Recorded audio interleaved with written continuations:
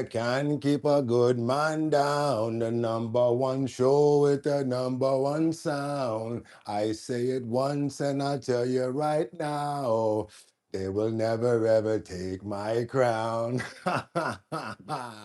What's good, everybody? It's your boy Boogotti NYC. It's Purple Sunday. Never on Sunday. Monday's too soon. Tuesday and Wednesday just won't do. Thursday and Friday we can begin, but on Saturday live we'll never end. Sugar. All they did was turn me up. That's all, y'all. What's going on, everybody? How y'all doing out there this morning? It's your boy Boogotti NYC, and like I already always tell you, mm,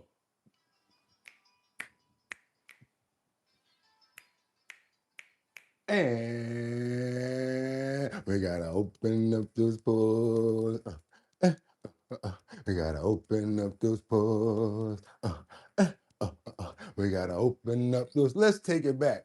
Mm, mm, mm, mm, mm, mm, mm, mm. I said, never on Sunday, Monday's too soon, Tuesday and Wednesday just won't do. Thursday and Friday, we can begin, but our Saturday love will never end. Sugar.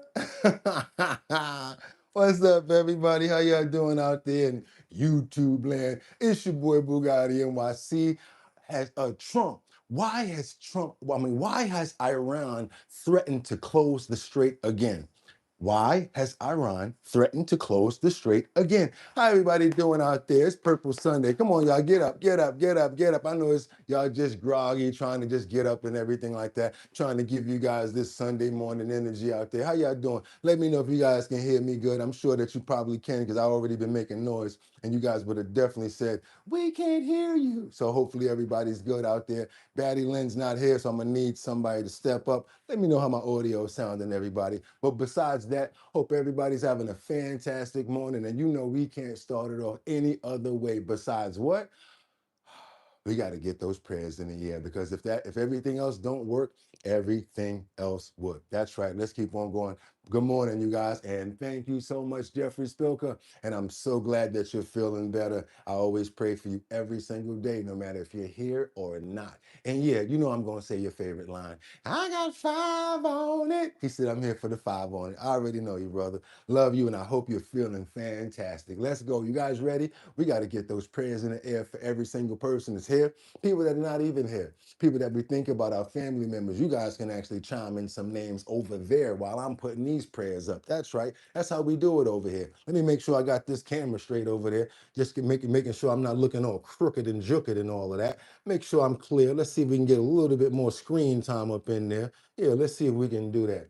See how that's going to work out for us. Then we got this other monitor over here. Make sure that's going to work. Come on, you guys. I need some smiles out there. I need us to be happy. I need us to be real comfortable, because guess what? We back. We here together. It's our bottom line. So I'm putting those prayers in the air no matter what. Thank you, God, for giving me another day. I'm so happy and thankful for you, our blessed God, for being able to bring me back here to be in front of my friends and my family members as well.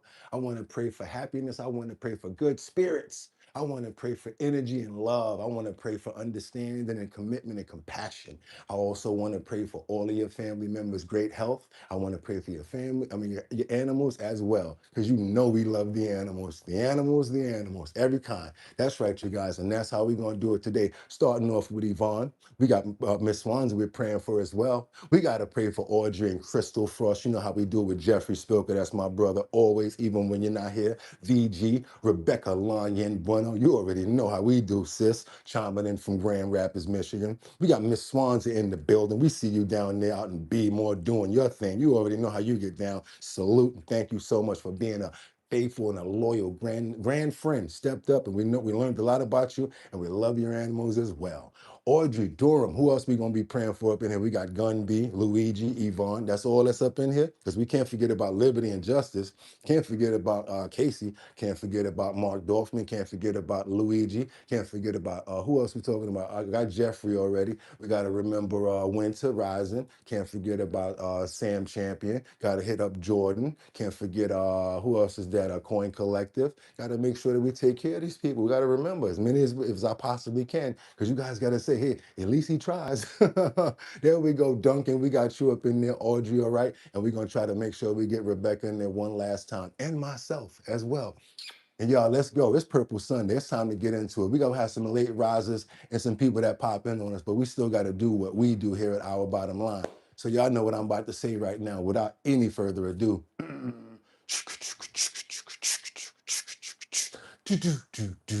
I got 5 on it. I'm going to stack 5 videos at a time. All I'm going to ask you guys to do is stay on topic, stay on point. Let me know where you're chiming in from. I actually love to go get research from there. It actually gives me a chance to broaden my horizons as well as the show, because we've been to Mount Everest and we also go under the sea. So there's nowhere that we don't go. Let me catch this thing before it starts messing with us and kill my screen.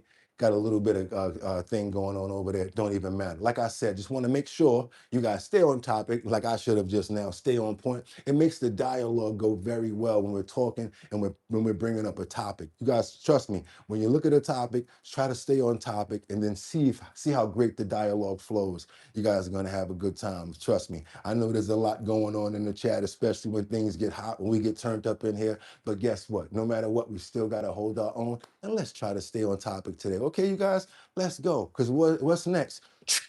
Let's get into these titles. Let's go. What's next? Trump. Why has Iran now threatened on a 360 to close the straits again?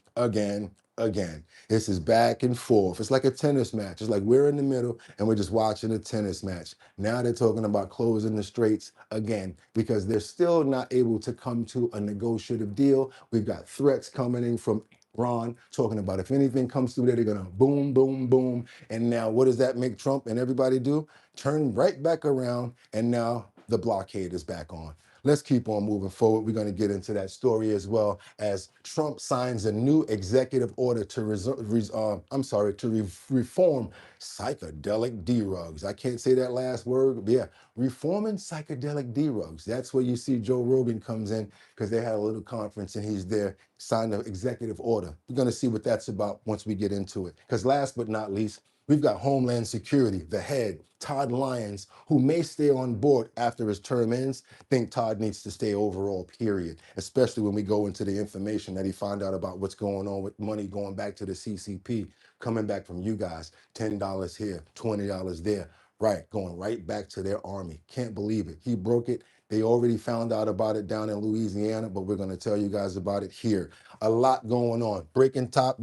Trending topics, current events, and much more, you guys. Let's get into it, y'all. It's Purple Sunday. It's Purple Sunday. Do your boy a nice solid right there and hit that like button to let everybody know that we're here this morning. If you're on your way in the door, that's right. If you're on your way in the door, even if you're a mod, whoever you are, hit that like button. It starts the flow going, and we don't want to practice what we don't preach. So even me, if I could hit the like button, I would. So we need to hit that like button to let everybody know that we're here. Let's keep on moving forward, you guys. Let's go. First, I want to break into a story that we've been getting into ever since it started. When we pulled up on this story over a year ago when was found inside of the trunk of the car.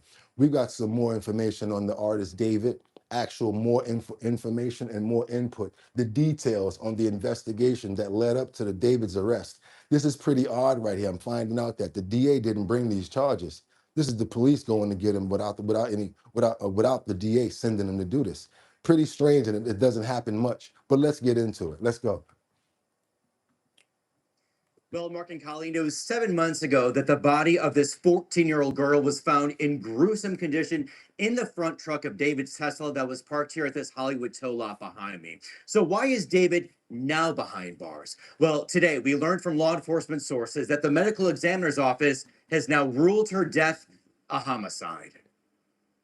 The LAPD's elite robbery homicide division suits up and swarms a Hollywood home Thursday afternoon. Good morning. LAPD Captain Scott Williams, who was on scene, tells ABC7 that the LAPD did its best to keep tabs on David during the investigation, and that the arrest is the result of an airtight investigation. Meanwhile, David's legal team says David has only been detained under suspicion. We will vigorously defend David's innocence. What's interesting about David's arrest is the LAPD cuffed him on probable cause and not an indictment from a grand jury investigation that was being led by the LA County District Attorney. Is this highly unusual?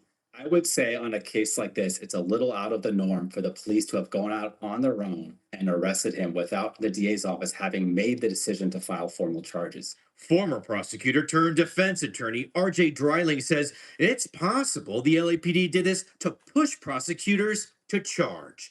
But we do know from these unsealed court documents that prosecutors refer to David, whose legal name is David Burke, as a target in their investigation, and that the target may be involved in having committed one count of murder. Those unsealed court papers go on to say it is alleged in this case that the target may be involved in the death of 14-year-old victim Celeste Rivas Hernandez, who may have been a victim of foul play. Prosecutors in these papers then go on to describe horrific details of what police found in David's Tesla after it was found abandoned and then moved. I don't know why they didn't arrest him from when they found her inside the Tesla. Got a lot of people saying the same thing. They knew that from the beginning, from day one. Look at One Love. To this They tow did yard. notice. They say Celeste's severely decomposing body parts were found in 2 cadaver bags in a front trunk. Barry And do you know that he made a song about this, y'all? You saw the video? Did you guys see the music video?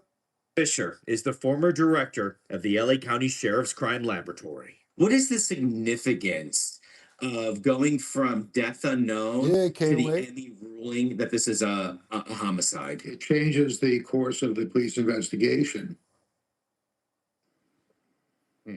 And today we did reach out to both the LAPD as well as the LA County District Attorney's Office, and we did ask them, are they on the same page when it comes to this case?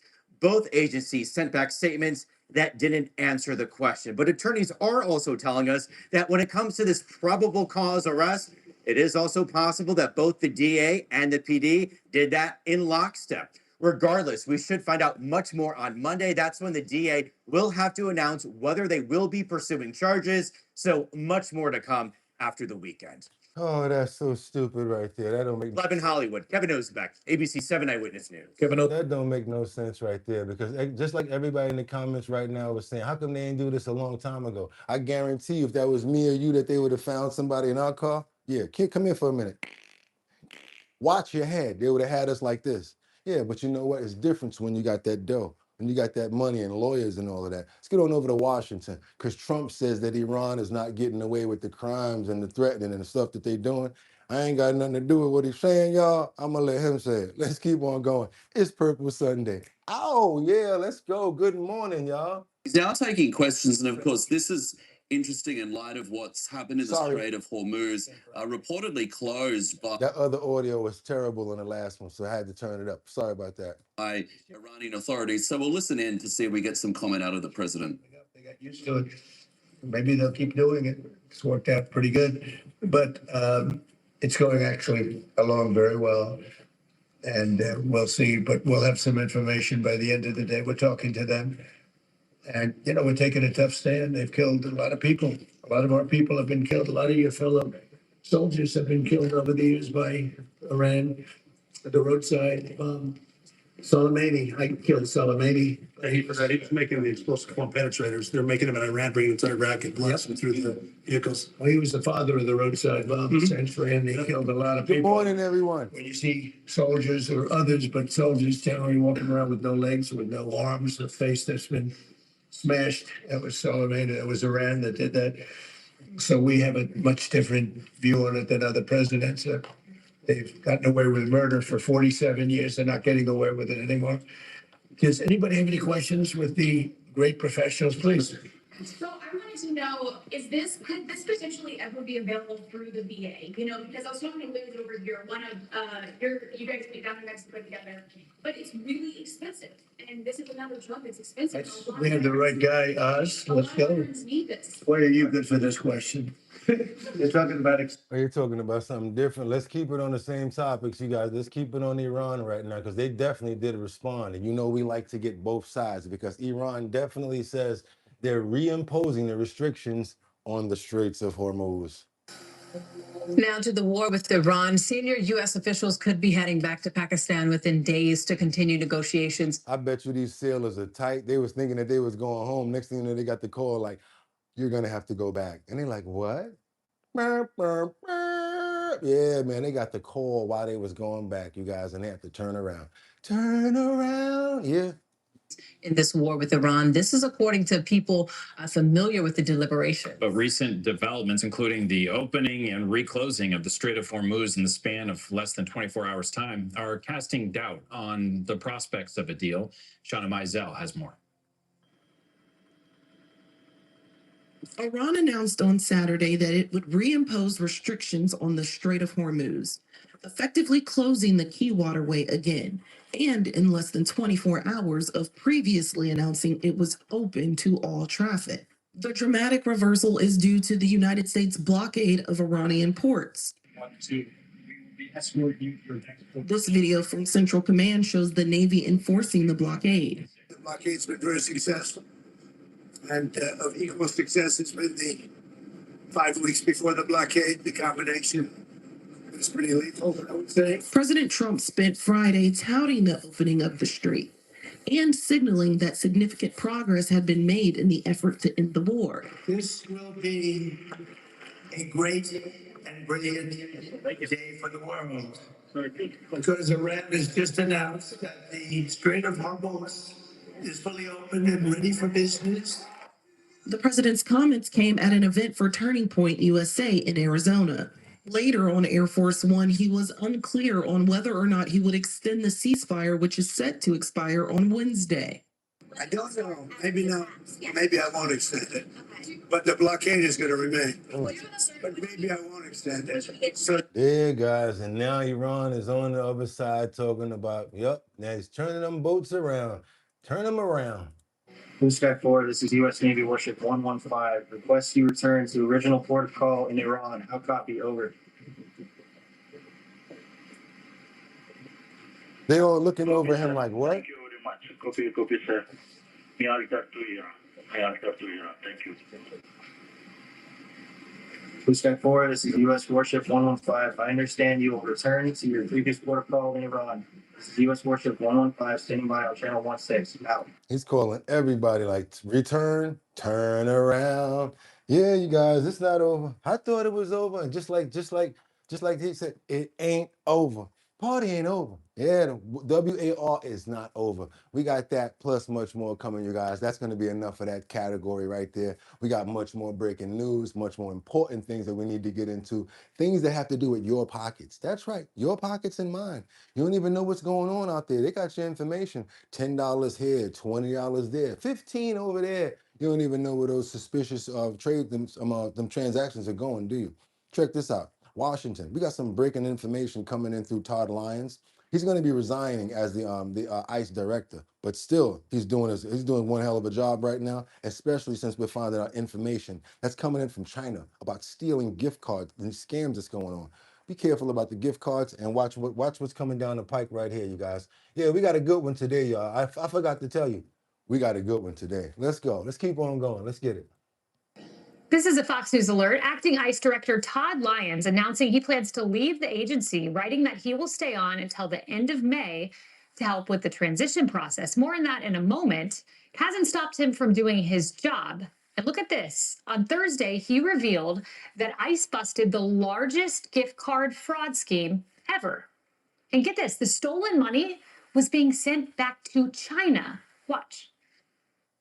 The CCP is a huge threat, as well as their transnational criminal organizations that have come over here to just wreak havoc. I'll give you an example. HSI actually broke the largest gift card fraud case ever. And it was from transnational gangs within the CCP that were sending that money back to military units in China.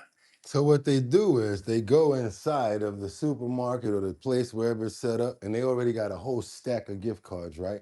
They take the whole stack of gift cards down that's in there, and they put their stack of gift cards up because they already changed the chip that's in the card. Or the way that they do it is they'll take the numbers off the scratch off and put it and cover it again and put them back so that when you put money on the card, they can just take it right off. Yeah, that's how they're doing it. Let's go. And that all came from gift card fraud here in the United States. So we're literally funding our own adversaries. Yes. Through that. We're just supplying small amounts, whether it be $20, $15, back to the People's Republic of China. And that was huge. Sending money directly back from that scam to the CCP, to the Army. Acting ICE Director Todd Lyons joins me now. This is astonishing. So to the point of the Congresswoman questioning you there, this is taxpayer money going to China, and HSI, your department, figured this out. It is. Yeah, thanks for having me. And it's really to the credit of the HSI Baton Rouge, Louisiana office. You know, they worked with a lot of the large vendors who were just seeing a tremendous amount of fraud. And when you think about it, you know, $20, $25, it doesn't seem like a lot. But what we saw was under the Biden administration, there was military-age male, Chinese males who came across the porous border. And these are the ones that HSI encountered. You know, going into a store, taking a gift card off, tampering with that, you know, barcode in the back. And we called it gift shaming because no one wants to say to their grandmother, hey, this gift card doesn't have the money on it, right? So now your grandmother, somebody give you a gift card and it don't got the money on it. So a lot of people don't want to say nothing about it. You know, it's all right, whatever, I'm gonna leave it alone. Yeah. Have it had that happen to you? So no one really tackled it, but we saw billions of dollars of fraud, and it all could be linked back to the People's Republic of China. Unbelievable. Director Lyons, I also want to ask you about a Hennepin County prosecutor. We hear a lot of demonizing of ICE, and now you have a Hennepin County prosecutor going after an ICE agent for drawing his weapon after he was blocked in by vehicles. Listen to what she said. Is Hennepin County prepared to go head-to-head with the federal government? We absolutely are. Oh, I'm sorry. We got to keep on moving forward, you guys. Just skip to another story. Well, did it? Yeah, let's keep on moving forward. Sorry about that. You guys saw what's going on with that. The scam card situation, crazy, crazy, crazy. Be careful when you get a card or when you, matter of fact, call a number on the back to see if there's money on the card first. Just do it like that, you know what I'm saying? Or to see if it's already been used, like call from the store like this. I just want to know if this card is any good. Can I give you the information off of it? We got to start getting in front of stuff. That's the best thing I could tell you. That's the best way to secure yourself. If you're going to buy a gift card for somebody, you should just call the number on the back and just call and try to give them the information before you even put money on that card. Best thing I can tell you. Hood info, right? Let's keep on going forward, you guys. Let's go. I'm trying to keep you guys, you know what I'm saying, understanding what's going on out here. Keep you secured. And just because Kendra's not here on Sunday morning, that does not mean that we don't need to get those likes up, because I know there's plenty of people in here who have not hit that like button. You're over in here, you're liking the information, and you see what we got going on. This is a family situation over here, and it's an emergency. Burr, burr, burr, burr. It's a like alert. We got to get those likes up, you guys. We really got to get them up this morning because we got to make sure that people know that we're over here. Also, especially to get this type of information out. You hit that like button, the signal goes up. Next thing you know, YouTube sends people over here, and they get to see what's going on with the show. Don't be greedy. Share it. Share it. That's right. Share it with them. That's right. Kendra's not here right now, but I noticed that. You know, I noticed my people. My people. Come on now, let's go. Somebody else can step up and hold numbers right now and let us know. Let's see how many people are here versus how many people's got the likes. Who's going to step up and do that? Let's see who's going to do that. We can get a mod to step in and do that. That's another job that someone else can do until Kendra gets around. Yes, let's see what's going on with those numbers. Let's see how you guys are performing out there, because I know what I'm doing. I know what I'm doing. Every day. Every day I go in to make sure you guys get a good show. So, and when I ask for a like, all you got to do is tap a screen 2 times and make that thing go like that, and that's it. Or hit that notification bell down there so that you know when we're on. And last but not least, because we're on our way to 80,000 subscribers. hit that subscriber button. That's actually free. If you really want to be a hey big spender, spend some money on me, go ahead and get a membership. It's a whole $2.99. Ain't trying to tap your pockets though. Let's keep on moving forward, you guys. Let's get on over to Virginia. What likely led up to the former Virginia lieutenant governor taking his wife's life and themselves. Virginia leaders react after the demise of former governor of Dustin's and Mr. Fairfax and his wife. Let's keep on moving forward, you guys. Let's see what's going on with this. We have follow up on the story that we've been watching and taking cover on for about a few days now since it started. Tensions, and if the access is still right there, I don't think that that's a good idea, Virginia. So a lot of laws that we had in the past, they do need to be modified. Do you guys hear about this law in Virginia where they accept two people to still be separated but live in the same house? One in the basement, one in another floor. And that's exactly how she lost her life, sadly, because he had that access to be talking about. FCPD says they have responded to prior domestic related dangerous time. And that's why it's not smart for them to be in the same house. So add that with that law. It don't make sense. Okay, let's keep on moving forward now. What you trying to do there? Is that apples, oranges, pears, bananas, oranges, cherries, blueberries? Yeah. What's wrong with him? Let's get on out of here. We got to go take over some politics, you guys, in there. We're going to get the prayers in the air for those people that lost their lives to that tragic event right there. And we want to just say we're making sure that we got them covered. And we want to really pray for the children of the affected, because this is something that they did not want, they did not sign up for. And I'm not saying signed up for in a funny way. I mean, like when you're born and bred into a family, the sad part about it is to lose one parent, but now they have to suffer with the loss of two parents when it comes down to a situation like this.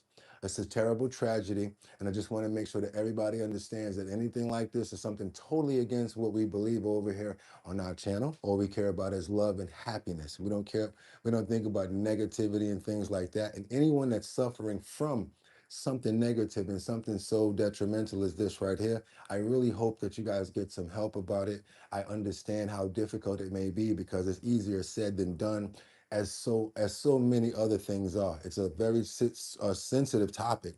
That's why we want to make sure that we give you guys the love that we can and the understanding and the patience to try to give you as much security and healing in this times. I want to pray for anyone that ever been affected by anything like this. And in God's name, I'd like to say amen. That's right. That's right. We got more to get into over here. So now we really mean that right there, because I actually know some people that have suffered from things like that. That's why I say that the law that they have there, when they say that they can stay in the same unit, it's not a good idea. I just don't think so. It's not a good idea to be able to stay around someone. I mean, when the heart starts to hurt, you never know what somebody's going to do. It's just like alcohol. I'm serious. It's not smart. My best friend Jeanette, going from DV in the page in NYC decades ago. You see that right there? One of your friends. 55 Coffee House, best friend. Lord have mercy, amen. Yeah. I'm so sorry, Lisa. That's crazy. I know people that, just like that. Just like that. 200 people in here and one like in this stream. Wow. No one liking this stream? You guys are serious? No likes in here? I know my family got the likes up in here at least. I know you guys got the like. We got 259. Hey, thank you, Colessa. We got 259 people in here and we got 93 likes. We need to smash the like button, you guys, because I need you guys to start taking control of the show and showing that you actually care and really putting us in the position that we need to be at. We're fighting to get our position back that we had before. Every day they keep on taking more, like piranha, and there's nothing that we can do about it. All I have is you guys, the only reason I'm coming here. Now, I wasn't really making no dough before. Now that they're doing this right here, it's really hurting. So that means more work for less pay. So I need you guys to really hold me down when it comes down to those likes. I'm not asking you guys for any money, as you can see. Anybody else will be on here, oh my God, you look at what's going on. Let me show you the numbers. I got to deal with that on my own. I got 90, whatever, couple to deal with that and do what I got to do. So I'm willing to keep on showing up and doing my part. I'm willing to keep on making sure that these shows are up top and making sure that you're getting the best information that I can find for you. I'm still willing to stay up for 8 hours to pull all this information for you. And I'm only asking for a like. Still willing to put on a suit, still willing to stand here for 2.5 hours plus. So damn, if I can ask you, if I can do all that, what the fuck is wrong with y'all? Like real talk. What's wrong with y'all? Let me go there and be myself for a minute. What's wrong with you, man? The damn like button. Are you up? Oh, don't make me really go there. Let's get on to one of your favorite friends that you guys want to go like that about. One of y'all that y'all want to just snap and go crazy about. But y'all, I know you guys love her, especially when you hear her talking about things that are true. She basically said, I think you guys made a mistake. May have made a mistake. And I'm talking about none other than Ilhan Omar. She says you guys got it all messed up. You guys got it all. It's a big mistake because what happened was she didn't really look at her income tax paperwork as far as what they said about her net worth, and she just handed it in. She did not mean for you guys to mistake that her and her husband, or she had $35 million. So what she did was she recalibrated, went back in with the accountant, and now they got it all right. It's like 350,000 or something like that. So guys, understand it's just a technical error, like a numerical error. You guys had it all wrong from day one. Just know that you were wrong, okay? Because Ilhan Omar, she ain't got no reason to lie. I mean, what was she lie? Why would she lie? Come on. What's she gonna lie for? So I have a question for you. Have you ever accidentally thought that you were a multimillionaire? Well, Ilhan Omar says she is not a multimillionaire. And look at this headline from the Wall Street Journal. She thought she was. Thank you, Violet. Omar was standing down. Look at this headline. Ilhan Omar says she isn't a multimillionaire, blames accounting error. Okay, so an accounting error led her to believe she was very wealthy. Well, Omar was staring down a potential investigation after disclosing that she and her husband's assets were valued between $6 million and $30 million on a financial disclosure form. Now listen to this. That was an astronomical increase in wealth from her last disclosure, but she has since amended her filing, now saying that her assets are valued between $18,004 to $95,000. So 6 to 30 million to under 100,000. How in the world does that happen? Well, according to the Wall Street Journal, quote, aides said that Omar looked at the form before it was filed in 2025, but that the error did not jump off the page for her because she isn't involved with her husband's businesses. Okay, wow. But you know who is a proud millionaire? Former House Speaker Nancy Pelosi, and she might be tired of making money.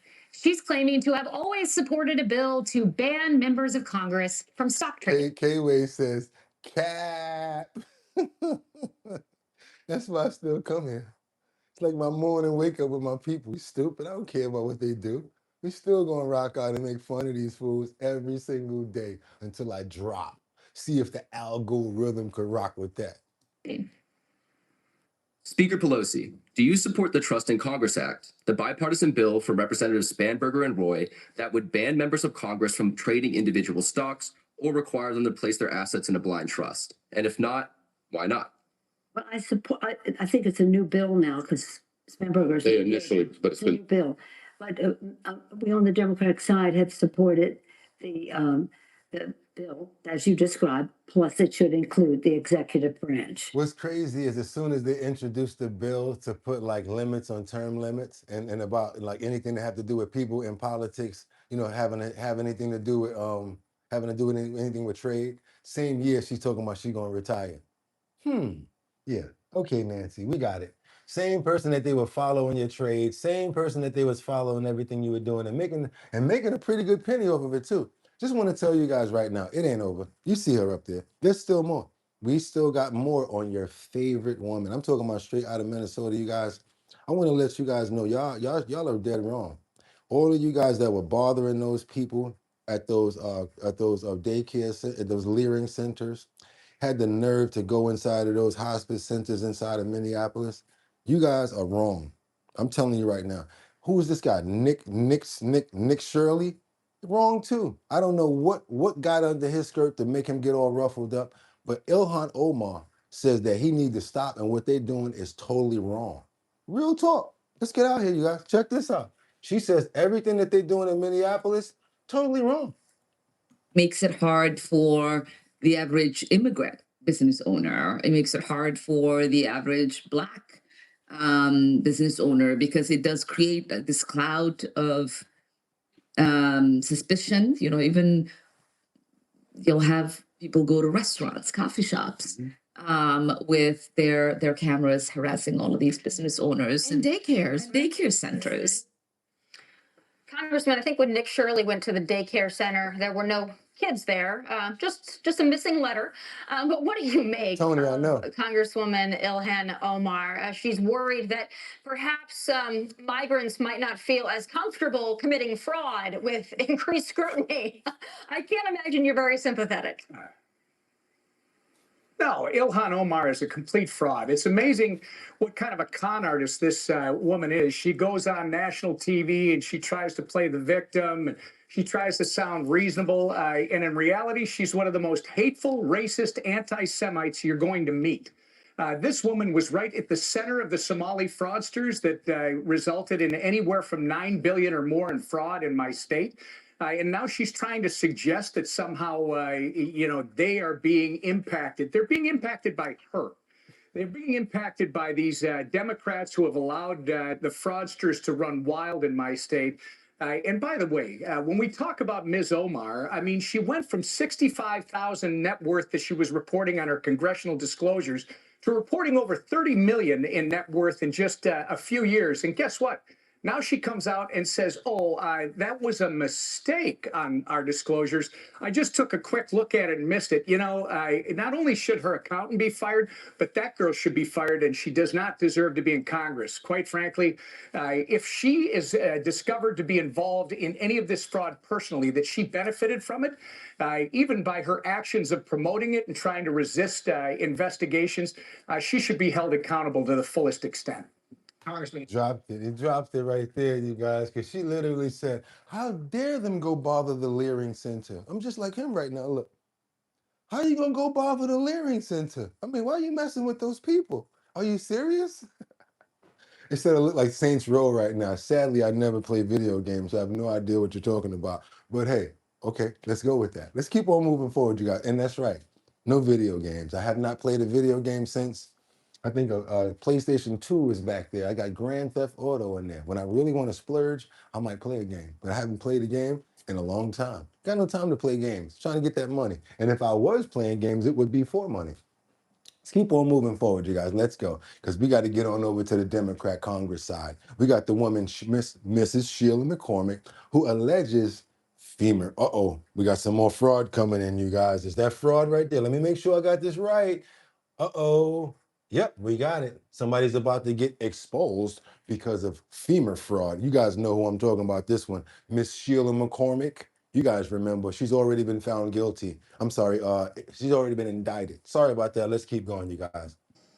Another lawmaker's career hanging by a thread. The House teeing up a vote on Tuesday to expel Democrat Congresswoman Sheila McCormick after the House Ethics Committee found her guilty of fraud. Now, she's accused of stealing $5 million from FEMA after a company she co-owns, Trinity Healthcare Services, received an overpayment of federal disaster funds back in 2021. Now, according to the indictment, she and her brother, quote, retained the $5 million that was mistakenly deposited with the intent to keep the stolen funds and convert the funds for their own use. It goes on to say she converted the money into illegal straw donor contributions, which she used to help her special election campaign. Listen to this. The money didn't just boost her campaign. It also bankrolled her luxurious lifestyle. The House Ethics Committee confirming she is coming up like, y'all wanna live my lifestyle. Never seen, yeah, she was out there like this. Make it rain on them. Look, she had the cruises going on. She got the high-end hotels, the designer clothing, the Tesla, the jewelry from Tiffany's. Yeah, living the high life, the high off the hog. used some of the money to buy jewelry from Tiffany's, a Tesla, designer clothing, high-end hotels, and even a cruise. This was FEMA money, I remind you. Now, she also bought this, quote, fancy, vivid, yellow diamond ring. Look at that, which she showed off in her congressional headshot before editing it out after her indictment came out. You cannot make this up. Joining me now, the one leading the charge to expel her, Florida Congresswoman Anna Paulina Luna. I gotta say this, is Audrey just dropped the bomb on her. She says, Audrey Durham 4496 just says, I know someone who took a PPP loan and with no business, and now she's faking a stroke, so she's not put away. She's dead wrong. She remind me of that mafia boss that used to run around with the house coat on.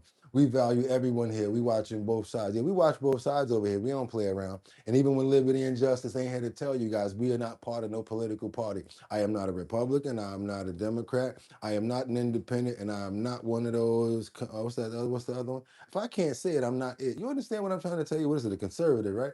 I'm not none of that. I'm a human being. Yeah, I'm a human being who goes off of common sense. Common sense is not so common.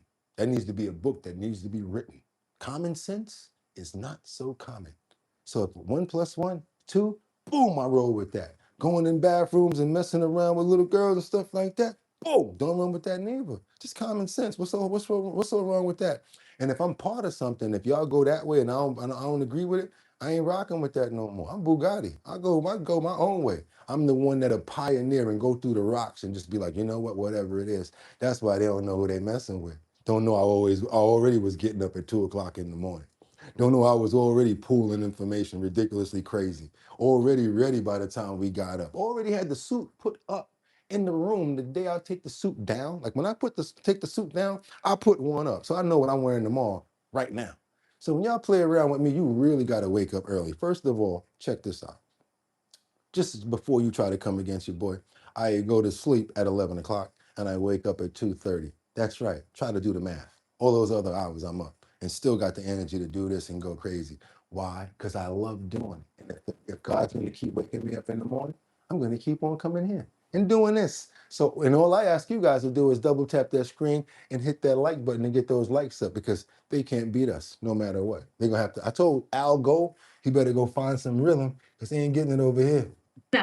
Congresswoman Luna, does she get expelled this week? Yes, from everything that I've done behind the scenes, also too in coordination, Representative Stubbe is the one that filed that motion. We'll be calling it up. But the Democrats have said that they'll be voting to expel her. I think all but a few Republicans will be voting to expel her. And so she's going bye-bye. She's going bye-bye. And as your taxpayer money went bye-bye to fund that lifestyle, she was fighting for Haitians. Watch this. If we're looking at the economic damage that will come to actually pushing out more than 350,000 TPS recipients, we know that's going to be devastated to our market. If we kick them out willy-nilly, everybody goes out in one day, how are we going to sustain the economy in South Florida? So she appears to be a defender of Haitians, but not of U.S. taxpayers who need FEMA funding. Well, look, we know that that bill was a backdoor for amnesty, also something that happens when people come here illegally. So she has something in common with that. But look, she is, I think, one of a few members that need to go. I think what she did in regards to exploiting our taxpayer dollars, using it for her own personal gain, and then being in overt denial about it right now, just goes to show that people like this bring dishonor on the institution. And when you, for the most part, have almost every Democrat voting for expulsion, you're guilty. It's time to go. So your name was brought up last night on Air Force One. The president was on a cross-cut. Craftsman, you think you know something? Boogotti, I watched you a while. I know which direction you lean, buddy. No, you don't. And if you think you do, you're dead wrong. Flight, a reporter asked him about your idea that you brought up on the show about attaching the Save America Act to FISA. The president seemed to be on board with that. What were your thoughts hearing that? Look, that's something that I've been floating since we initially had. I had said that we should shut down the government over the fact that the Senate is not acting. I think the president, if he wants voter. And let me correct that. That's if you think I'm talking about, if you're talking about party, yeah, you're dead wrong. I go towards common sense. If it's common sense on any side, I go with it. For that, oh, you actually said, and I told you guys this months ago. If Jasmine Crockett says something that makes sense, I'm gonna be like, oh, it makes sense. If somebody on the right side says something that on the left side says something that makes sense, that's how I go. It don't have nothing to do with no party, man. So get the phrase out your drawers. Calming down. Go get them skitters out your drawers. Let's go. Don't worry about what I'm doing over here. And another thing, you don't see me pushing you towards anything, no matter what, right? Anybody know that I'm vegan? You hear me up in here trying to get you guys to stop, eating chicken and stuff like that. No, I tell you guys that I used to eat it too, right? So don't play with me, man. I'm a fair guy, so don't even do it. And if you were talking another way, I just want to make clarity. That's all I'm going to say. Let's keep on going, you guys, because I don't want to talk about that anymore. That's enough about that. We got an organized crime ring coming out of the United Arab Emirates. He had over $5 million reward on his head. They got him though. What's his name? Daniel Kinbaden. Ooh, this one thing about this. One thing about this. I keep telling you guys, when you get to a ripe old age of something and you decide to keep on doing things like this, I just don't see how it makes sense. Because you have to know at some point in your life you're going to get caught or something's going to happen to you. The way that you go about making your monetary is very important, especially if you're going to be doing it illegally, because the only end to something like that is what? You know, everybody think, oh, I'm going to be able to get out of it. I'm smarter than everybody else. I'm going to stop. Yeah, okay. Come on, Daniel. They just caught him too. $5 million reward on his head. He tried to go hide out in the Emirates. Daniel Kinahan, one of the leaders of an international organised crime group, has been arrested in the United Arab Emirates. Mr. Kinahan, who's in his 40s, was detained on foot of an arrest warrant issued by the Irish courts in relation to alleged serious organised crime offences. Dubai police said the arrest took place on the 15th of April. Daniel Kinahan is one of the 3 leaders of the Kinahan organised crime group who moved here to the United Arab Emirates from the Costa del Sol in Spain, following the murder of his friend and fellow gang member David Byrne. Byrne was shot dead by the rival Hutch organised crime group at the Regency Hotel in February 2016. But Gardaí say that Daniel was the primary target and only got away because he took a left turn that day and the gunmen turned right. The murder escalated the ongoing Hutch-Kinahan feud, which has so far cost 18 lives and led the Gardaí to focus on the leaders of both organised crime groups. The government and the Gardaí built relationships with international law enforcement agencies in Europe, the Middle East and the United States, and the US Treasury sanctioned the leaders of the Kinahan gang, including Daniel Kinahan, and offered a $5 million reward for information leading to his arrest. That arrest came 2 days ago in Dubai, following an intensive Garda investigation and the submission of a file to the Director of Public Prosecutions. The DPP directed that Daniel Kinahan be charged with organised crime offences. The Gardaí secured a warrant for his arrest in the High Court here, which was then transmitted to the authorities in the UAE. As part of a bilateral agreement, the 47-year-old was then arrested. Well, let's speak to our crime correspondent, Paul Reynolds now. Paul, how significant is this arrest? Got him. And yes, let's get those numbers up, you guys, right there, because Crystal's snitching on y'all right now. Thank you, Crystal, for stepping up. 277 people in here. We got 139. Nah, we got to do better than that because we fighting that algo situation. Let's get those numbers up to 200 right now. We're going to deserve it. We already earned it. Let's go ahead and get those numbers up, you guys. It's enough of us in here to make it happen. I'm not asking for 250. I want to see the 2 on the board. Let's go 2 for 2. And then once we get those numbers up again, we'll round about again. So yes, you guys, we're going to need about, what's that? Let's get that, what's that, 61 more likes. Let's go ahead and get those 61 likes up and we'll appreciate you guys. Let's go, let's go, let's go. 61 is the number we're searching for right now. I don't want to hold the video up. I hate doing stuff like that because it makes the show drag on. So yeah, let's keep on going, you guys. We need about 61 more likes right now and we got the numbers to do it. Let's go ahead and make that happen. We got to finish this story right here because we got more to get into as far as with some Jeffrey Epstein information. This is some really good information. It's direct information from another platform called Moss. You're gonna like it once we get into it. Let me get the rest of this out of here though. Of Daniel Kinahan. Well, the Gardaí and the government are saying tonight that this is highly significant. They say it demonstrates, first of all, the ability of the Gardaí to develop partnership with international law enforcement, not just in the US, in Europe, in Australia, in the Netherlands, but specifically in the Middle East with the United Arab Emirates, which has enabled this development tonight. And they also say that it points... Boxing Brian. It points to the fact that people may flee the country, they may even flee the continent, but they can still be arrested and brought back to face trial here, as is the case in the other senior Kinahan gang member, Sean McGovern, who was the first person ever to be extradited from the United Arab Emirates. So, Paul, he was arrested 2 days ago. What happens next in this investigation?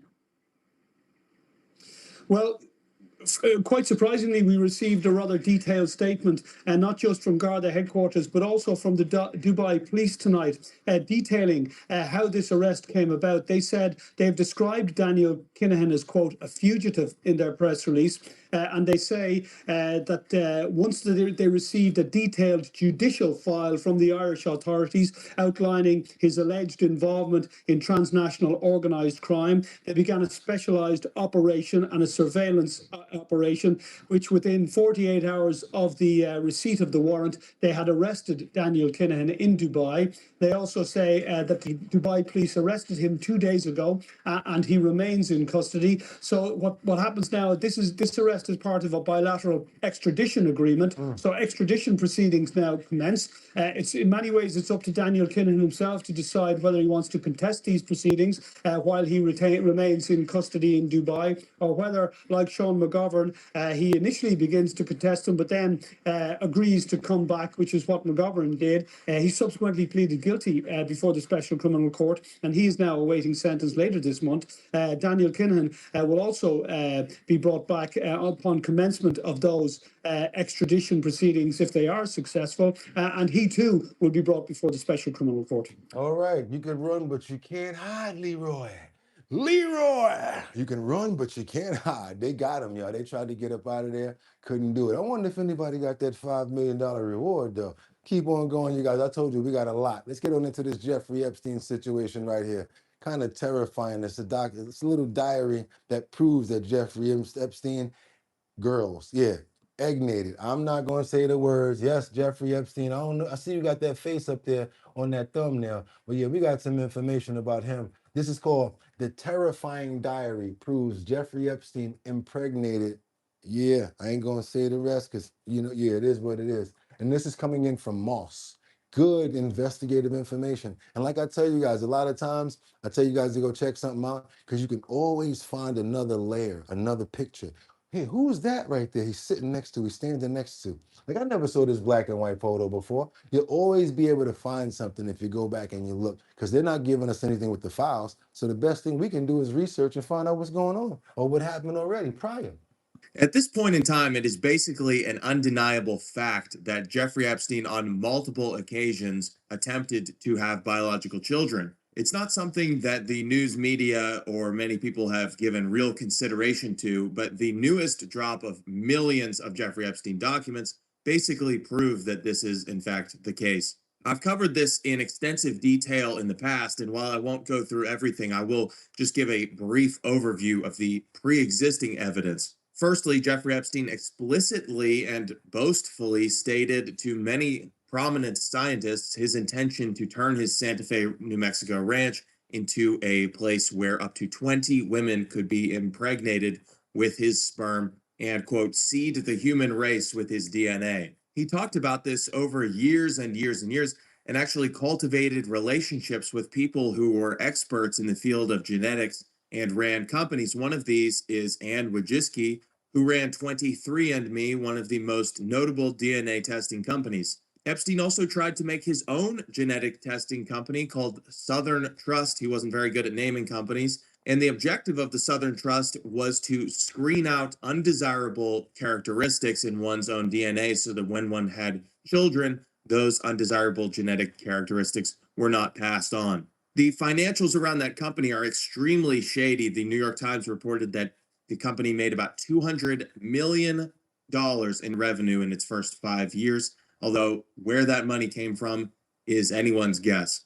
In addition to that, a victim of Jeffrey Epstein testified under oath that she had seen a photo of Ghislaine Maxwell. Got some proof up in here. I see some receipts in the comments already. Some Mary Tanner says that that is scary. Epstein as a father, that is scary. Brian King B. Falcone says 23andMe was a scam. Never use it. That's not me. Brian said that. Lisa, that's a great question. Never did 23andMe. Sick of hearing about new, let go and move on. No, we don't do that around here. We like to peel the layers of the onion back so we can be advanced more than everybody else. That's how we do that around here, Charlie Peace. Sorry. We got the next story coming up for you, but after this, yeah. Jeffrey Epstein's longtime girlfriend pregnant. Most compellingly, perhaps in 2005 and 2007, Ghislaine Maxwell, according to leaked emails late last year, sent detailed instructions to Jeffrey Epstein for the collection of sperm during a fertility procedure. All of those pieces of evidence, I think, make it quite plausible that Jeffrey Epstein did have children. But when I searched common search terms like birth, childbirth, pregnant, pregnancy, fertility, things like that in the DOJ website, multiple interesting sources came up that I think actually deepened the case and make it even more plausible. When it comes to the new files, I want to start with this extremely disturbing and moving diary written by an unnamed girl, reportedly in 2002. And I want to warn you that some of this stuff is extremely hard to read. The diary is written in a code which is easily deciphered. It's just the top letter followed by the bottom letter, followed by the top letter, followed by the bottom letter. However, the Justice Department has decoded it and written it out here for us. On the first page, it reads, "Close your eyes, close your eyes, close your eyes. Don't speak, she doesn't talk. I can't stop shaking and it's been a week. A decision was made, but I can't tell Jeffrey. These things happen. Why didn't I close my eyes fast enough? The doctor was different again. I think he was from Israel. He had kind eyes, but didn't speak directly to me. This was different. A shot, and those rod-like things had a hook and so much pain. Ghislaine said to push all the pain away. I don't understand. Blood and water all over the bed, and she was right. Like a feeling when your tummy hurts and you have to push. She said to close my eyes and put her hands over my eyes, but I didn't close them because of these tiny cries. I'm so lost. I saw between her fingers this tiny head and body in the doctor's hands. It reached its tiny arm up and had a tiny foot. I closed my eyes and no more cries. I don't understand. Just say these things happen, but he doesn't believe that. They yelled and screamed, and he said it will be the same in a couple of months, and said she was fed up with it all. I don't understand what is going on, and no one will tell me. I can't go to school like this. I can't stop shaking. Why won't anyone make it stop? I know Ghislaine is trying, but nothing changes. Why didn't I close my eyes? In the hall, Ghislaine said she was beautiful. She was, not is. She was a beautiful girl. I heard her. Where is she? Why did she stop whimpering? She was born. I heard the tiny cries. I can't do this anymore. This page has a poem called Stillborn with the still in the word stillborn crossed out. In the top right-hand corner, sort of pasted on there like a scrapbook, it says, my heart is breaking. In the next page, it says, he was right. A couple months and 2 pink lines with a hold on being with others until after it was positive. I want to die. Why didn't she protect me? As long as I'm wearing what you want, there is no respect for me as a human. I'm nothing but your property and incubator. You only trust me when I am under your complete control. I will never trust another man, ever. I am the only one who provides and sacrifices everything. I give and give out of terror, and you take all of me. You need me to continue, keeping us all connected. Now, if you guys want to, these are in the files. You just got to really go through all of the files that I have linked for you in the description. You got to go through every single one of the files, and you're going to be finding information like this. It's going to take you a while. There's millions of pages of stuff there. All of it's available. This stuff is available. I know for a fact. I already saw a lot of this stuff myself, especially when it came down to the reverse and switch lettering. That's how I remember the diary. The diary came from one person, so that information wasn't redacted. Crazy right there. Just the way that they were talking about the delivery and the way that she was still seemingly like a child when she was explaining what she was going through. I just could not imagine or fathom anything like that happening to a child. And this is why we do research, and this is why we find out, and this is why we go back to find out and see what people were talking about. Because yes, it's a pretty old case. A lot of people say, "Oh, forget about it. Oh no, don't say nothing." No, we need to really keep on going about this because there are still people out there who are in rich and in powerful places, and that still need to have they need accountability. They need accountability. I want to pray for every single victim, everyone that lost their lives in this. Every child, everyone that was anything negative. I can't say a certain word, but you know what I mean. I want to send them love and energy and strength.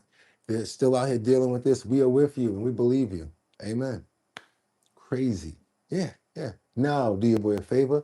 Let's get those likes up to get more people over here because you wasn't going to see that nowhere else. That's why they be, you know what I'm saying?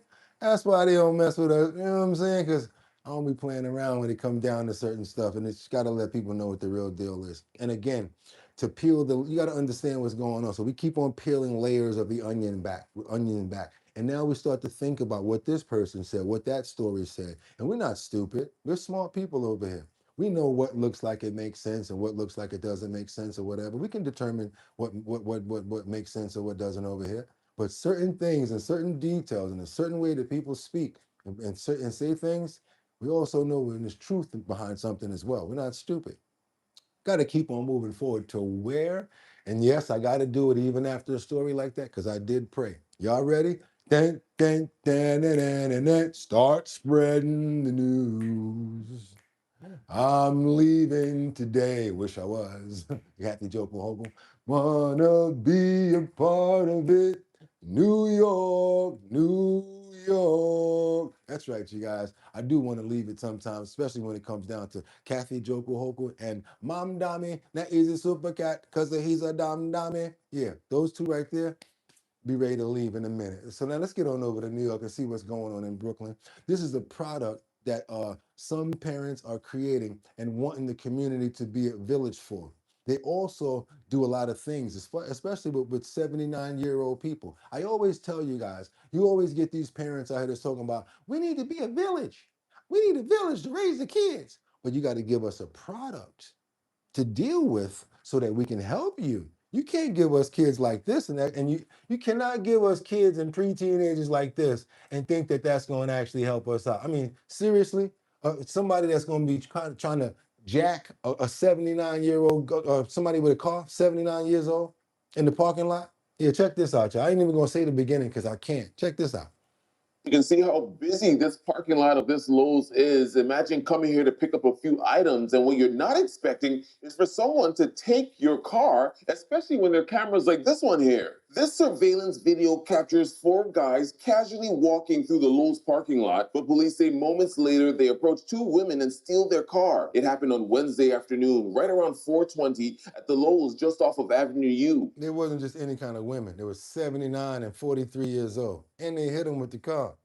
Investigators tell us the 2 women, a 79-year-old and a 48-year-old, were loading up their Toyota Corolla before they were targeted by the group believed to be between the ages of 18 and 20. One of them got into the driver's seat and drove off, hitting the older woman who was sitting on her walker and knocking the other woman to the ground. Ridiculous. So all they trying to do is pack their car up and load their stuff up and get out of there. But this is the product, y'all, that they want us to help out. We got to be a village. That's what I'm talking about. We got to be a village, right? To be honest, they all need People in the area say this is not what they expect, especially in the middle of the day. Send these kids to the army. A lot of these young kids are not doing nothing with themselves. Oh, yeah, I don't want to do anything? Go ahead, go to Trump Wall. I don't know where they came from or if they live in the neighborhood, but this right here, we got a whole community.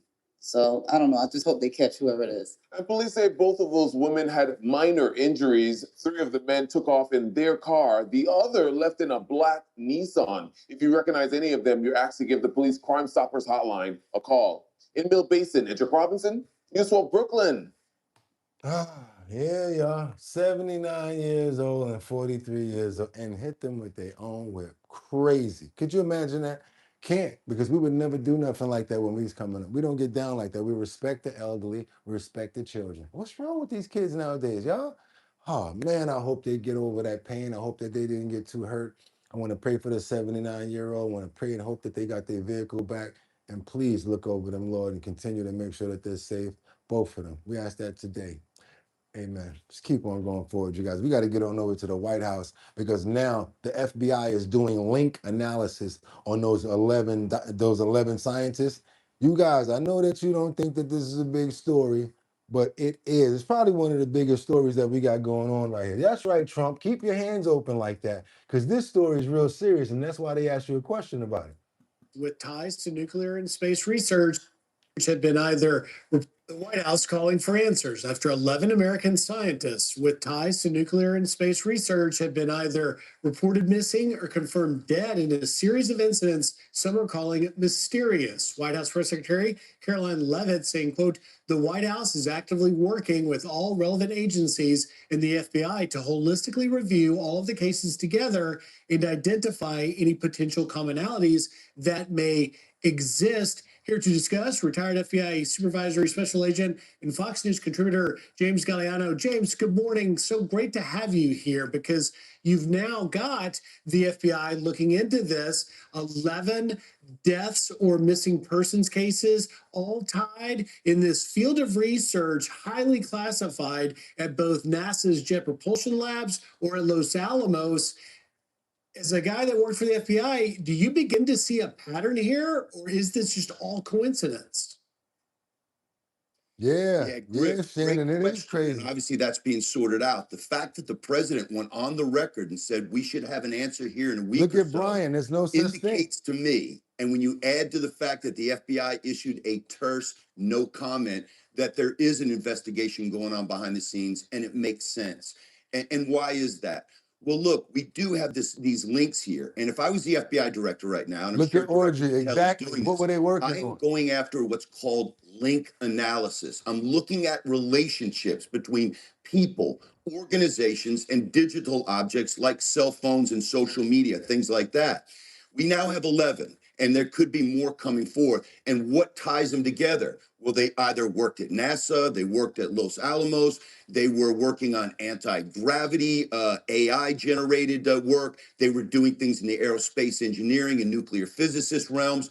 These were literal 10-pound brains. Griff, they're programming the space shuttle for fun. They're splitting atoms in their spare time. You hear what he said? They programming a space shuttle for fun, splitting atoms in their spare time. These are some very important people right here, y'all. There definitely appears to be a link here, and I guarantee you the FBI and law enforcement is looking into it now. And you know, James, you're seeing some congressional interest and oversight. Congressman Eric Burleson wants an investigation. Watch this. This is not normal. These are some of the most advanced scientists, researchers in our nation, some of the most important people for our nation's national security efforts, and they all just mysteriously disappeared. This is too coincidental. All right, we got to do it for the first time today. Y'all ready? Let's go. How many people think that there's absolutely no matter of fact, I'm gonna do it the other way.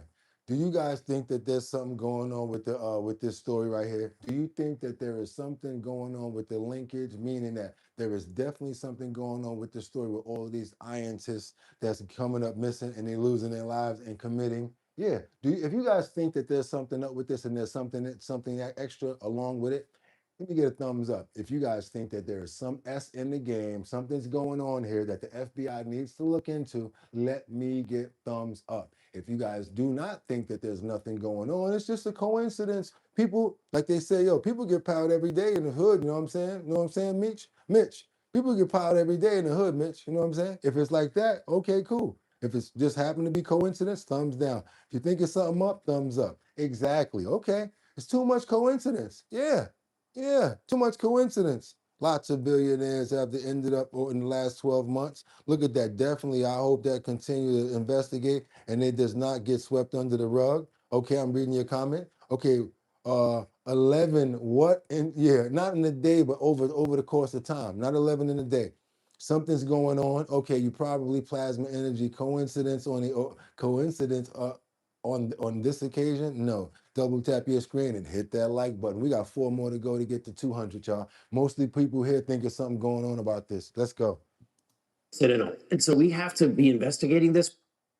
And Eric Burleson, also the congressman there, James, on Fox and Friends was saying that one of the individuals they reached out to and haven't heard from, never heard back from, was this Air Force General McCaslin, William McCaslin, who apparently has a nexus to having overseen the connection between NASA's Jet Propulsion Labs and Los Alamos. He went missing, walks out of the house, no cell phone, no prescription glasses, hasn't been seen since. Yeah, you got to be careful. You can't take individual cases, and I know we're trying to link these together. I know that investigators had stated that General McCaslin had dealt with some mental fog issues the weeks prior. But when you have 11 people that... And where is he? Since he just walked out his crib? Yeah, okay. You guys, it's either one or two things. I'm going to tell you like now, don't think it's what the obvious is. It's not the obvious of what you guys are thinking. It could be...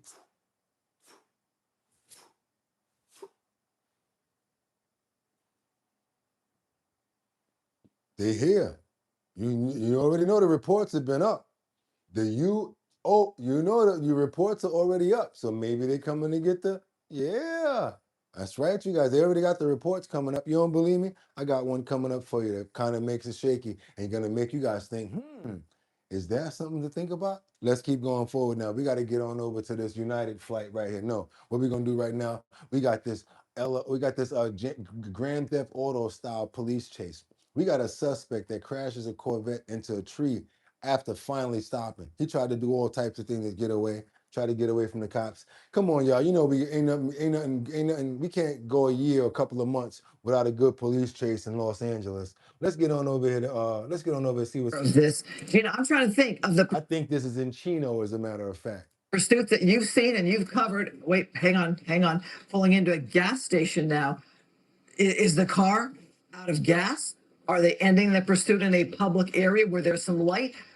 Imagine being an unsuspecting person right nearby in like that red truck. I would get in that truck, lock that door, maybe. This is in Torrance, my bad. Get out of the area. But is the car, Phil, out of gas? Is the driver gonna make a run for it? Yeah, maybe he's thinking, I want to get out of the view of the helicopter by hiding under this gas station with the overhang. But yeah, okay. Are police gonna Now this try? is a really dangerous situation with all these other innocent blocking drivers in there. Yeah. They're blocking him in. All right. Yeah, red truck. Move, right? Quickly. Oh no. Wow. Oh, the driver was trying to put the top on, maybe? Yeah. For a little more protection. Oh, wow.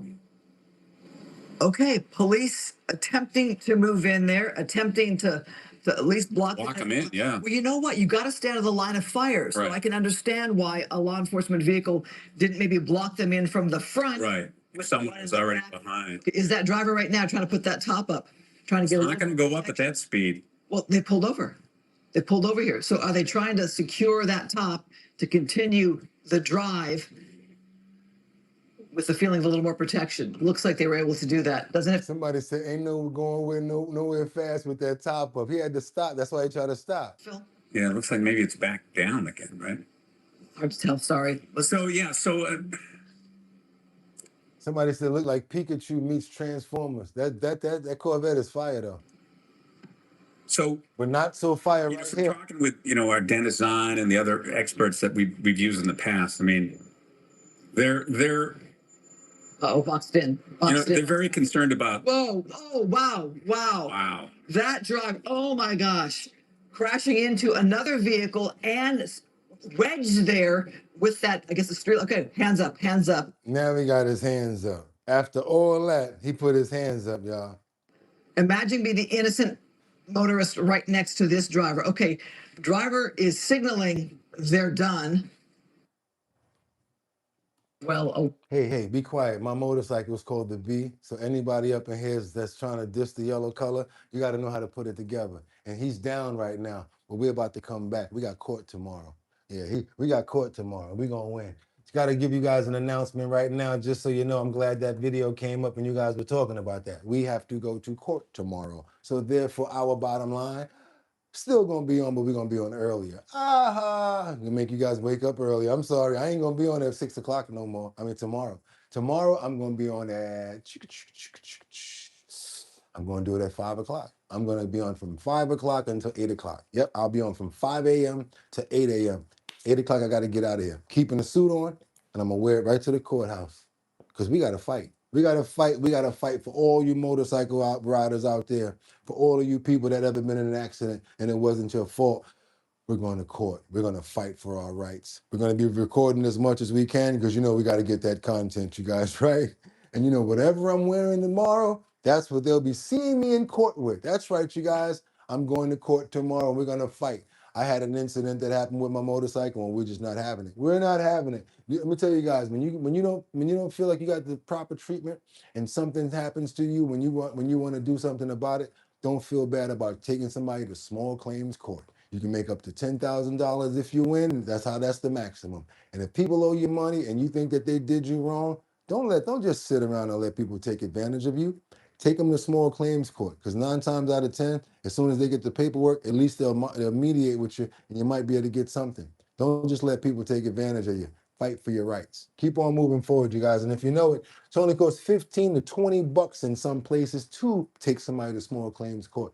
Take their ass to court. That's right. Take them to court. Do what you got to do. Don't put your hands on them. Just take them to court. What else you got over here? Proud of you, Boogotti. Stand up for yourself. The same way I'm telling you guys to stand up for us if you go to that Discord. You guys, come on now. I only had one person send when maybe 3 people send that letter into YouTube.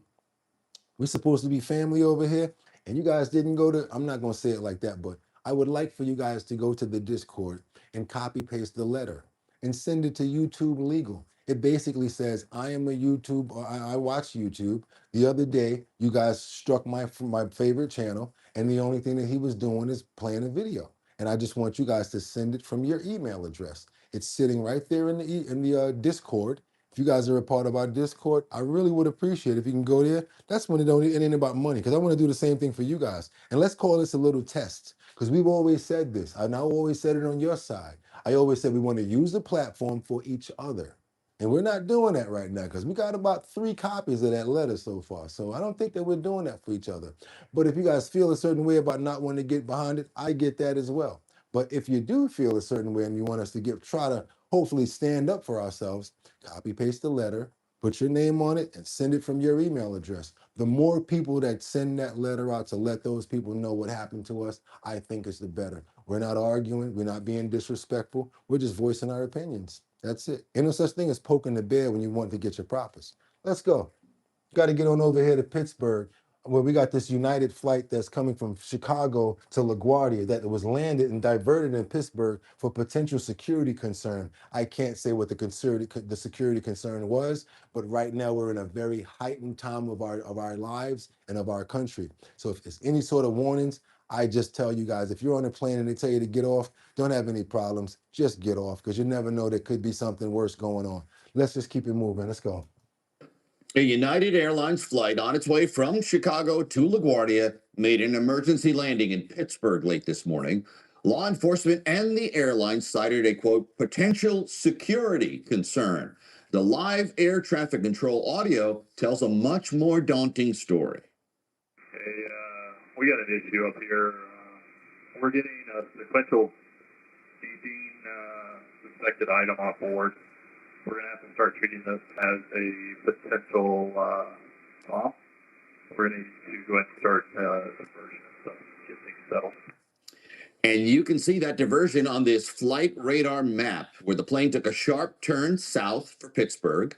All 159 passengers and 6 crew members managed to evacuate without injury using the inflatable slides immediately after landing.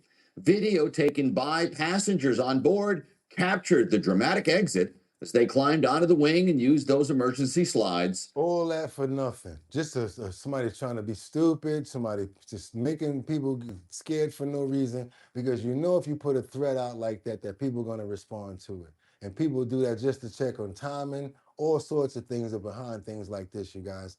Got to watch out what's going on in the world out here. Police in the Pittsburgh area say their bomb squad and K-9 team searched the plane, passengers, and the luggage. They didn't find anything suspicious. Now, answer yourself. Would you feel like continuing your trip in the air? I know I wouldn't. I'd be got me a Greyhound or something like that. Maybe go get a rental car. I do the rest like planes, trains, and automobiles. Thank you. No, thank you. I'll do it like planes, trains, and automobiles. You remember that? Those are not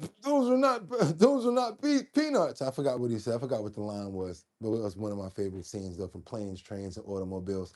That's right, you guys. Let's keep it moving forward. Now we got to get on over to Texas. I need you guys to be careful, because they're coming after everybody now. When you use these credit cards out here, they really got these skimming machines everywhere. I was a victim myself. Gotta just let you guys know, I was a victim myself once. I put my debit card inside of the ATM machine. I went to one of these regular bodegas. I tried to get $100 out. By the time I got home, it said 200. I'm like, what's going on here? 200, I only took $100 out. So then what did I do? I called my bank up, and they took care of it. They reversed the charge, and it didn't get the charge on it, because I did it in the right amount of time. Luckily, it was only $200. These people not so lucky. They're stealing their SNAP benefits, and they're wiping them out of every single thing that's on the card, the money as well as the food benefits. And they're trying to get into the credit cards too. So now Homeland Security has really been cracking down on this right here, especially in places like North Texas. I'm sorry, Secret Service. Check this out. Teams of Secret Service agents and analysts from across the nation converged on Fort Worth and Tarrant County over the last couple of days, looking for technology that is stealing money from bank and EBT cards. It's big business. The Secret Service is battling it. Fox Yeah, cash is king. You're right. and look at access to their investigations and has the story. Sean.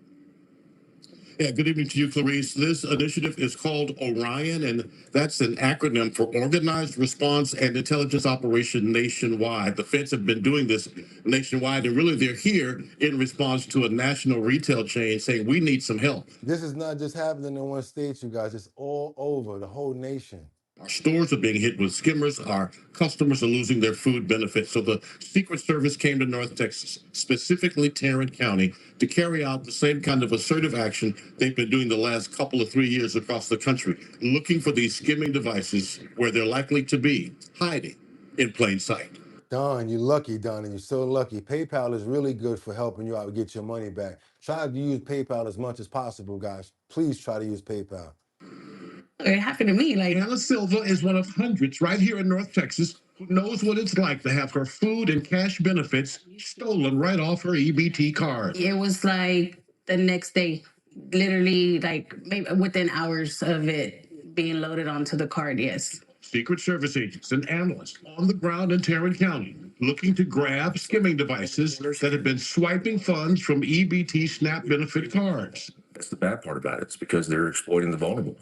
They're not going after, your middle upper class and upper class dollars. That's not what they're looking for. Transnational criminal organizations, the feds say, operating across the country, targeting areas where government benefits are being used through debit-style cards. We're not going to Saks. We're not going to Neiman Marcus. We're not going to the high-end retailers. 55, yeah, they're out there by you.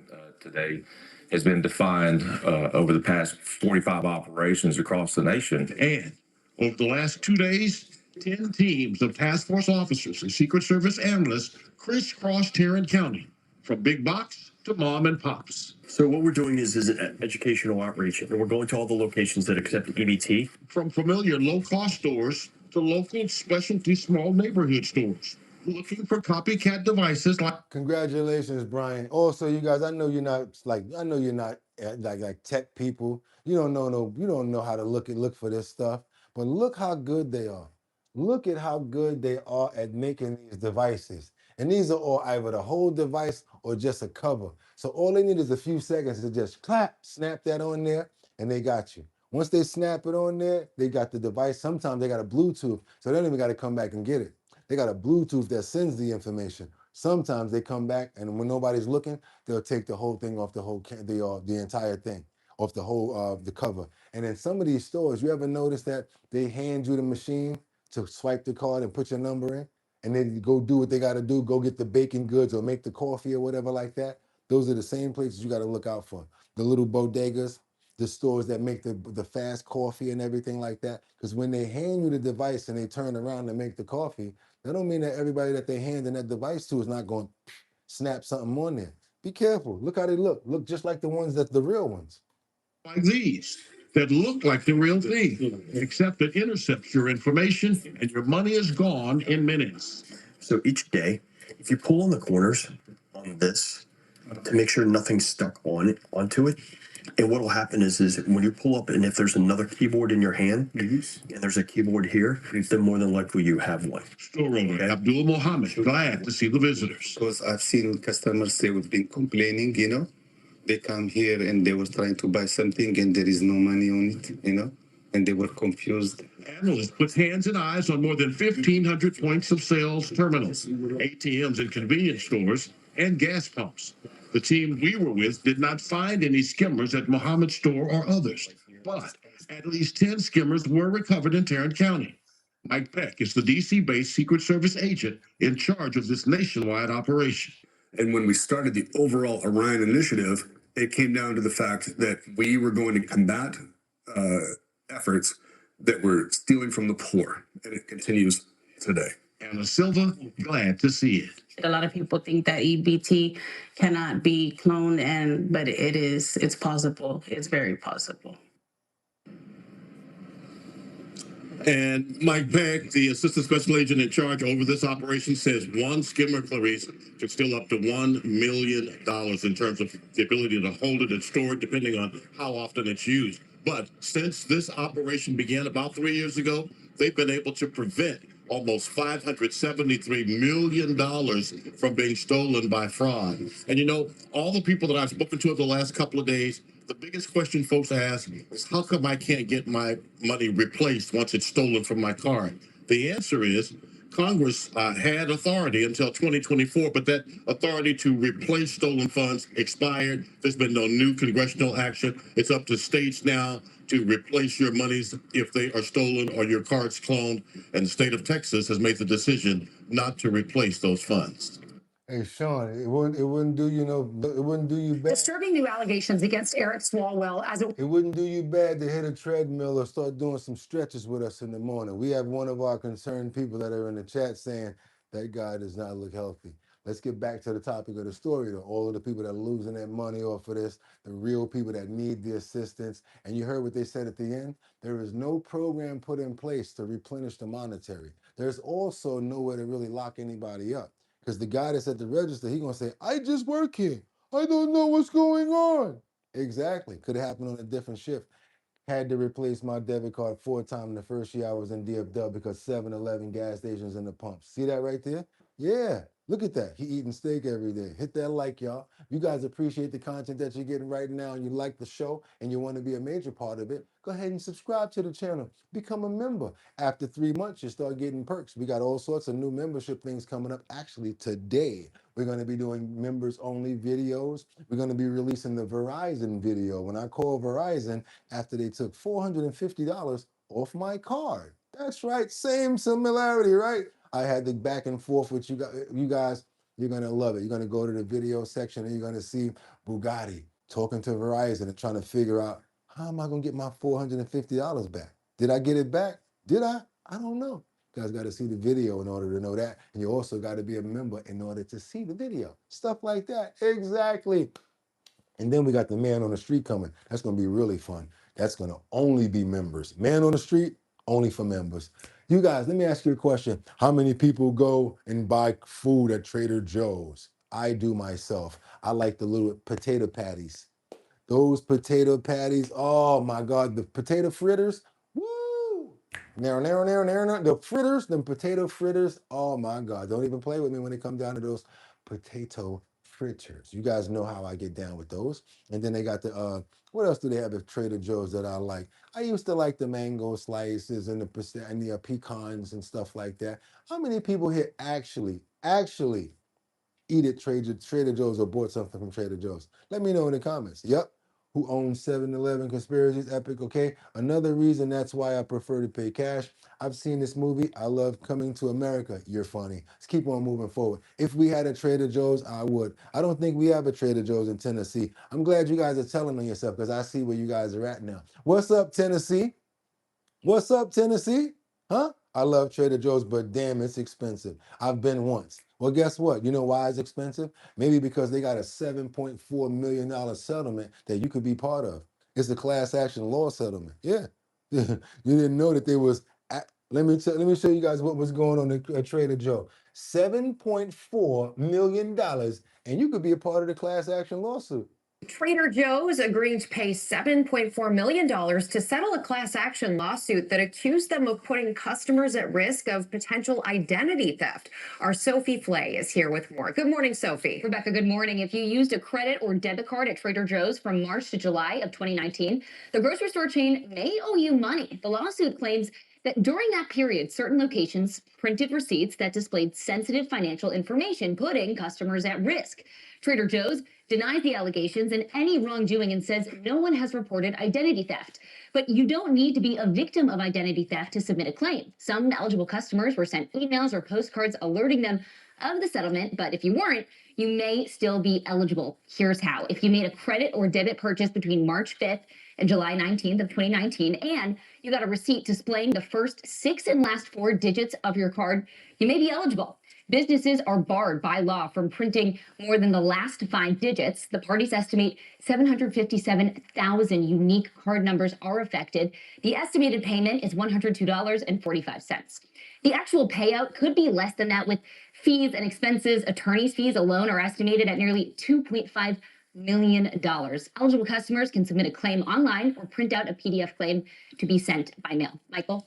All right. So of that $100 and something, you guys might see like 54 bucks after it's all done.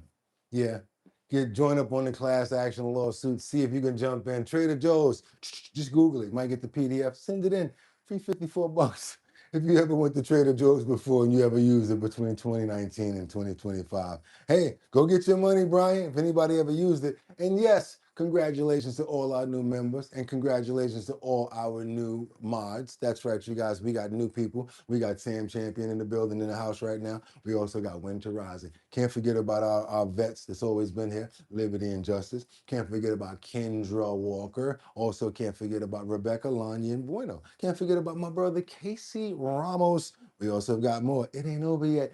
That's right, Jeffrey Spilker. And if I'm not mistaken, is Mark Dorfman gloved up? Are you a mod? Let me know. Let me know. Keep on moving forward, you guys. Let me know. Let's keep on moving forward because we going over to Queens right now. 2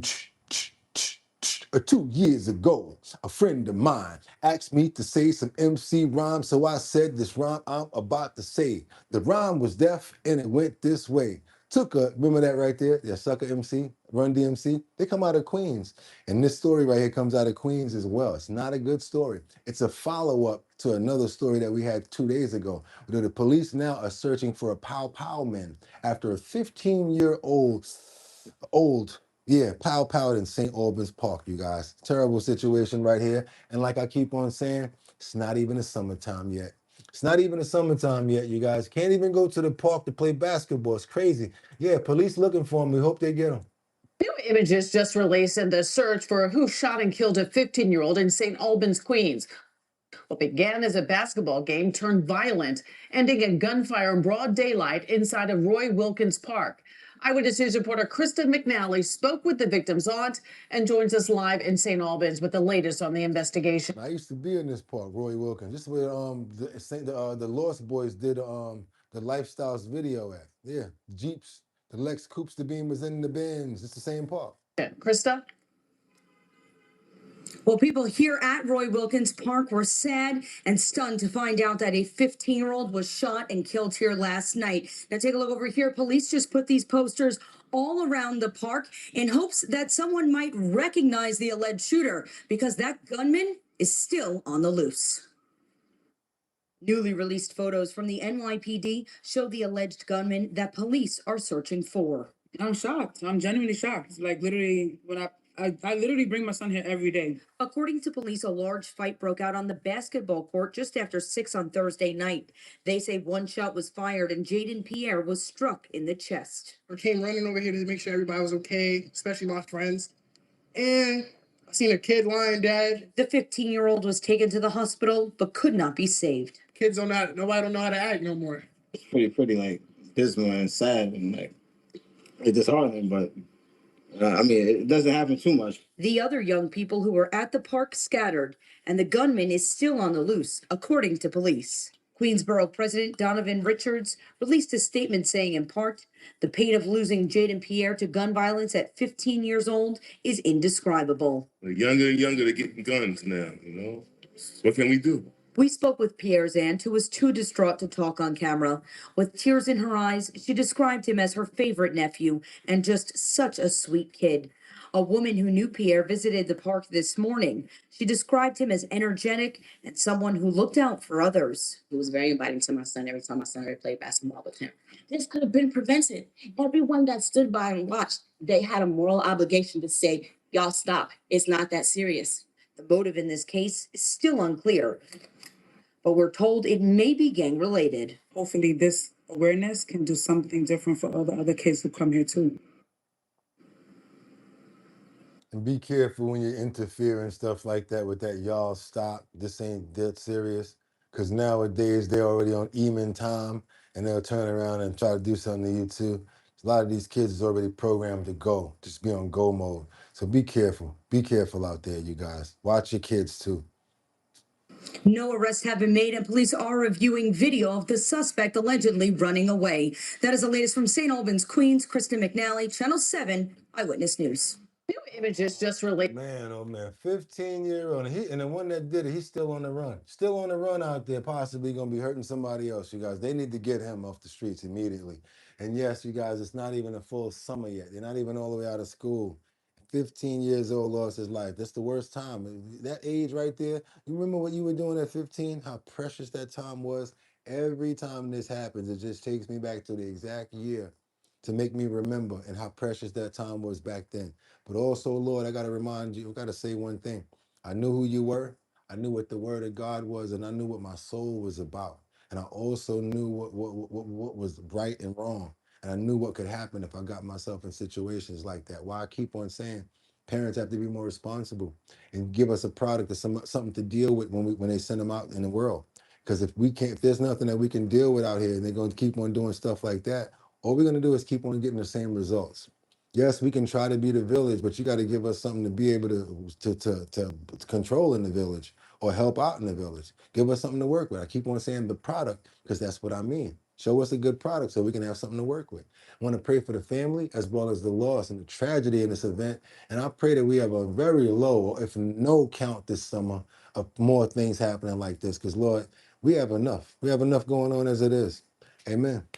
Ridiculousness, you guys. Let's get on over to Dallas Fort Worth. We got this Athena Strand trial going on. We have not covered this story at all. I think it's time to show some respect to this story right here, because what happened to Athena Strand is something that deserves to get notoriety and for people to know about, even though it's not a good story. People need to know about this. This is about a 7-year-old's final moments in a disturbing video, y'all. Let's get on over to Dallas Fort Worth. I said a 7-year-old. Let's keep on going. I'm not going to play a lot of it because it's very disturbing, but I want you guys to know what happened. It's only fair to the family and people to know what's happening out there. Again, let's get those likes up to get more people over here to see these stories and to see what's going on. Hopefully things like this are preventable. Athena lost her life to a FedEx driver. A FedEx driver. Come on. It was a gut-wrenching end to another week of testimony in the Athena Strand trial. Jurors saw and heard the 7-year-old's final moments, all captured on surveillance video from inside the van. We are going to play portions of the video shared in court today, but we want to be clear. We are not sharing any video or sound of the violent encounter. Still, some of the information you're about to hear is disturbing. Thahra Rahman continues our coverage. Athena's father, Jacob Strand, was the first witness for today. He talked about his little girl and what's happened to his family since November 30th, 2022. He says he started relying on alcohol to cope with the loss. His marriage fell apart, and one of his daughters still has nightmares. As every little girl was, frozen, and unicorns and mermaids and getting dirty. Do you like to sing and praise the songs? 24/7. The only laughter in the courtroom on Thursday. Athena's father talking about his little girl and the last time he saw her alive. As I was leaving, I was backing up. She ran up to the truck and just wanted to give me another hug. Just hours later, Strand would find out his daughter was missing. Her kidnapping and attack captured on FedEx surveillance cameras. We are not showing that video, but it was played in court on Thursday. Athena's parents left the room, and the judge encouraged others to leave because of the sensitive nature of the video. Jurors watched as video shows Horner pull up to Athena's home and look around before he gets out. A few minutes later, he's seen walking past the van with Athena walking behind him. We see her standing behind the van, peering inside. Horner then picks her up and puts her in, then shuts the truck's door. Athena asking several times, "Are you a kidnapper?" Horner tells her not to scream or he'll hurt her. This image taken just before Horner covers the camera. You can still hear them talking. In a chilling statement, Horner says, quote, "You're really pretty. You know that? The van stops and starts a few times. At one point, jurors heard Horner tell Athena to take her shirt off. Grueling audio captures Athena's struggles with Horner on and off for over an hour. When Horner uncovers his camera, he cleans his van, then smokes as he speaks to people.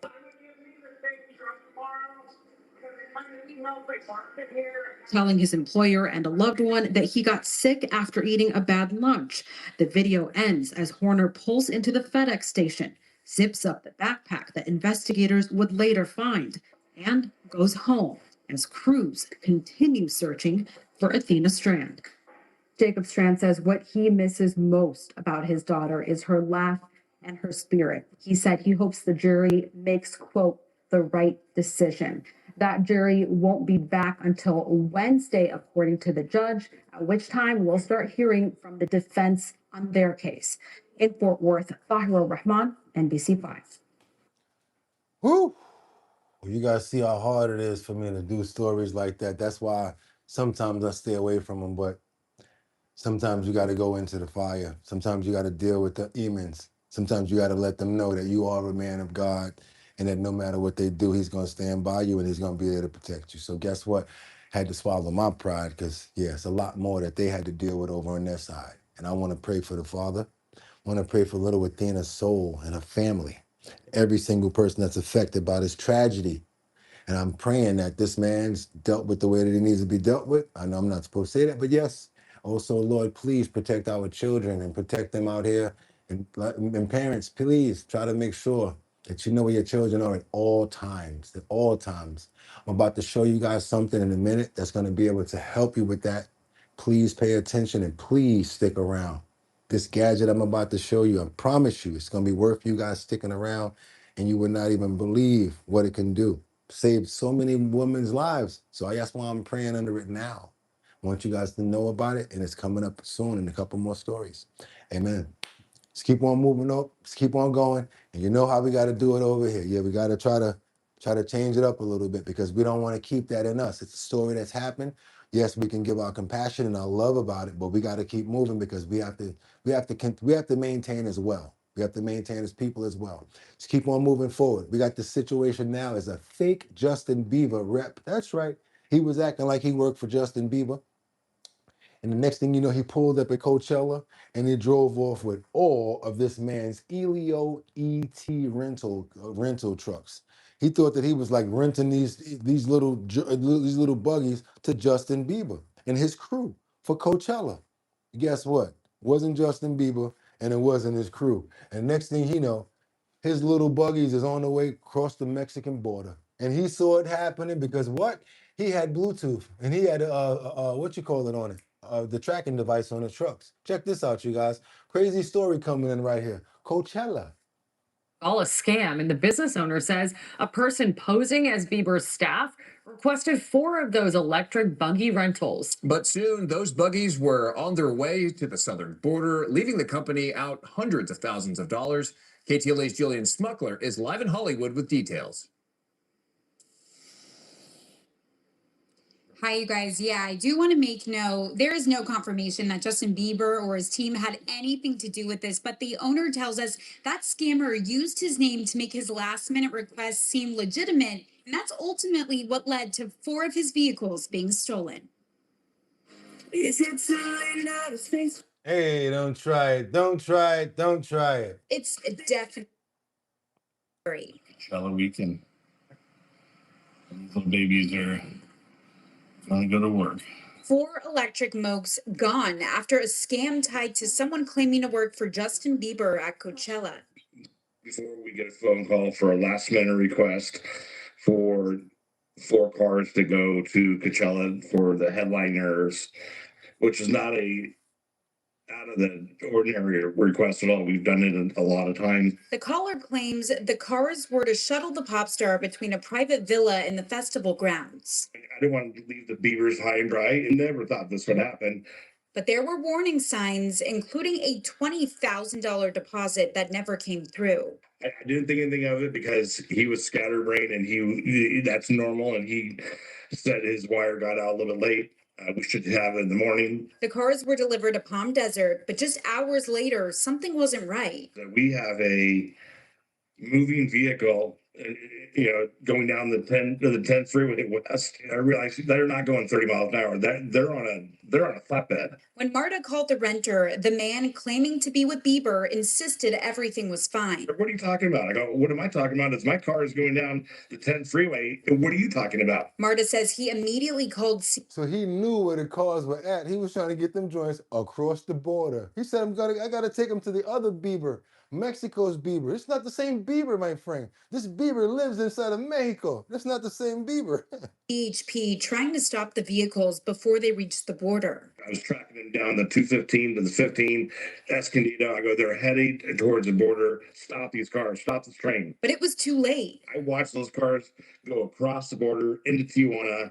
The GPS signals went dark and the cars were nowhere to be found. They probably were taken out, and whatever they were found, they're taken out and just tossed. The loss, more than $200,000 worth, is now hitting a major portion of his business. It takes away a third of the business, basically. It's a big hit. And while the scammers may owe him, it's a different Bieber, my friend. It's not the same Bieber. It's a different Bieber. He lives across the border. we'll have to wait and see on that one. The Riverside County Sheriff's Office says they are investigating the case, but the owner tells me he's hopeful that someone watching this story tonight may have some information that leads to an arrest. Reporting live in Hollywood, I'm Jillian Smuckler. They in Mexico like this with them little buggies. Yeah, Poppy, we got it, man. The Bieber story really works, my friend. Try to use the Bieber thing. It really works. You see all the cars we got, man. Look at the Bieber story. It worked out. That was crazy right there. That's crazy. Yeah, he about to retire. They tight right there. He done lost a whole bunch of money. That sucks, man. Yeah, they look ugly, but he was making his money off of that. No, he probably, I don't know, maybe he had insurance, Eric, but the insurance he had was probably just for driving insurance. He probably was leasing them joints. Bieber, I told you it's a different Bieber, my friend. Hey, Eric, man, I see you get busy. You got that green thumb over there. Hey, let me tell you something, y'all. Don't sleep on Eric Cooley 38 over there. Don't sleep. Your boy got the big gardens going on with got the metal tub out there with the vegetation and the veggies growing. Hey, Eric, inspiration, buddy. How about you make a video for us to put up so we can see how you get down? How about that, buddy? We already see your green thumb. Hey, everybody, go check out Eric's page on Instagram. Your boy got the green thumb. Yeah, I saw you get busy over there, bro. Let's keep on moving forward because this goes back to that story from earlier that you guys didn't think that there was a tie-in, right? You didn't think that there was going to be a tie-in to the scientist story, right? Well, guess what? I think there's some sort of ET thing going on. ET, phone home.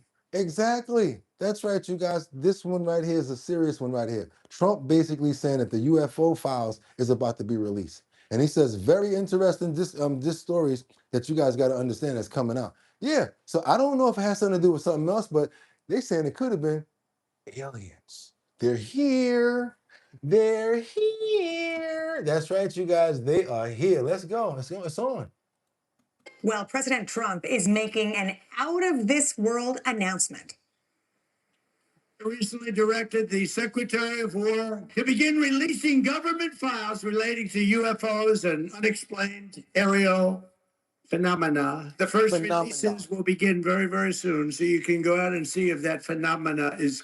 Phenomenon. Remember that? Phenomenon. Correct. Well, this comes as several scientists have recently died or gone missing, including Amy Eskridge, who reportedly was working on anti-gravity technology. She was found dead in 2022 from a self-inflicted gunshot wound, but she reportedly believed her life was in danger before she died. At least 10 other scientists with ties to nuclear and space research have disappeared under mysterious circumstances, all within the last 4 years. So now they're tying it into this from the earlier story. Now the White House is investigating. Based on what you've been briefed, what do you think is happening here? And do you think that this is connected or totally random? Well, I hope it's random, but we're going to know in the next week and a half. I just left the meeting on that subject. Hopefully, I don't know, coincidence, if you want it, whatever you want to call it. But some of them were very important people, and we're going to look at it over the next. Yeah, because last thing we need out here is the space joint to be going on again. Had them big aliens out here doing all types of crazy stuff with the three. Yeah, you know what I'm talking about. Y'all saw the movie. You guys believe that? Do you guys think that? How many people here believe that there's actually UFOs out there? Actually have unidentified flying objects? How many of you guys believe that there is people out there in space? I want to know. If you actually believe that there's unidentified flying objects and actually UFOs and aliens and stuff like that, let's just go there. Let me see how many people in the chat really believe in this story right here. I want to know. Give me a thumbs up if you think that the phenomenon is true, or if you think it's real stories out there, you guys. I don't. If I don't see the thumbs up, I'm not gonna say no words. I want to see thumbs up or thumbs down. What do you guys think? Nope. I'm not doing the words. I said thumbs up or thumbs down. You guys got to stay on topic. I'm only paying attention to thumbs up and thumbs down. I will read what's next to thumbs up and thumbs down, but I'm not looking at the letters. Nope. I don't care if you write up. Nope. I need to see thumbs up or thumbs down. Let's go. Okay, so far the thumb down are winning. Since you guys ain't putting the thumbs up, I see the thumbs downs is winning. Yeah, the thumbs down is winning. Many people, yeah. Okay, many people don't believe in it. Oh, now we got a lot of people that believe in it. Oh, when I say thumbs up, I want to see the numbers. More people believe that there's a possibility that there's alien life force, and they also think that this is probably tied in. A couple of people don't think so, but the majority here, yeah, they do believe it. I see you guys. I was just playing around with you because I love you, and it's Purple Sunday, and we're supposed to be happy, and we're supposed to have fun, and we're not supposed to always be sticks in the mud. We're supposed to live our lives, you guys, and I'm supposed to put on this purple jacket every day. I mean, anytime I want to. Go put on a red one the next day, another color after that. Why? Because the man upstairs made me possible to wake up today. So don't ask me about why I got on a suit or a purple jacket. I'll put on a fuchsia one tomorrow and say, yeah, remember that day I had the fuchsia one on? Why? Because it's just the color. And you know what? It's my favorite color. And it's Purple Sunday. So we started off like that. I want to ask you guys a question. What do you think about Greece going down into the main lakes and the storm drains? Yeah, we got some people that's getting rid of grease from like what do they call it? The grease traps.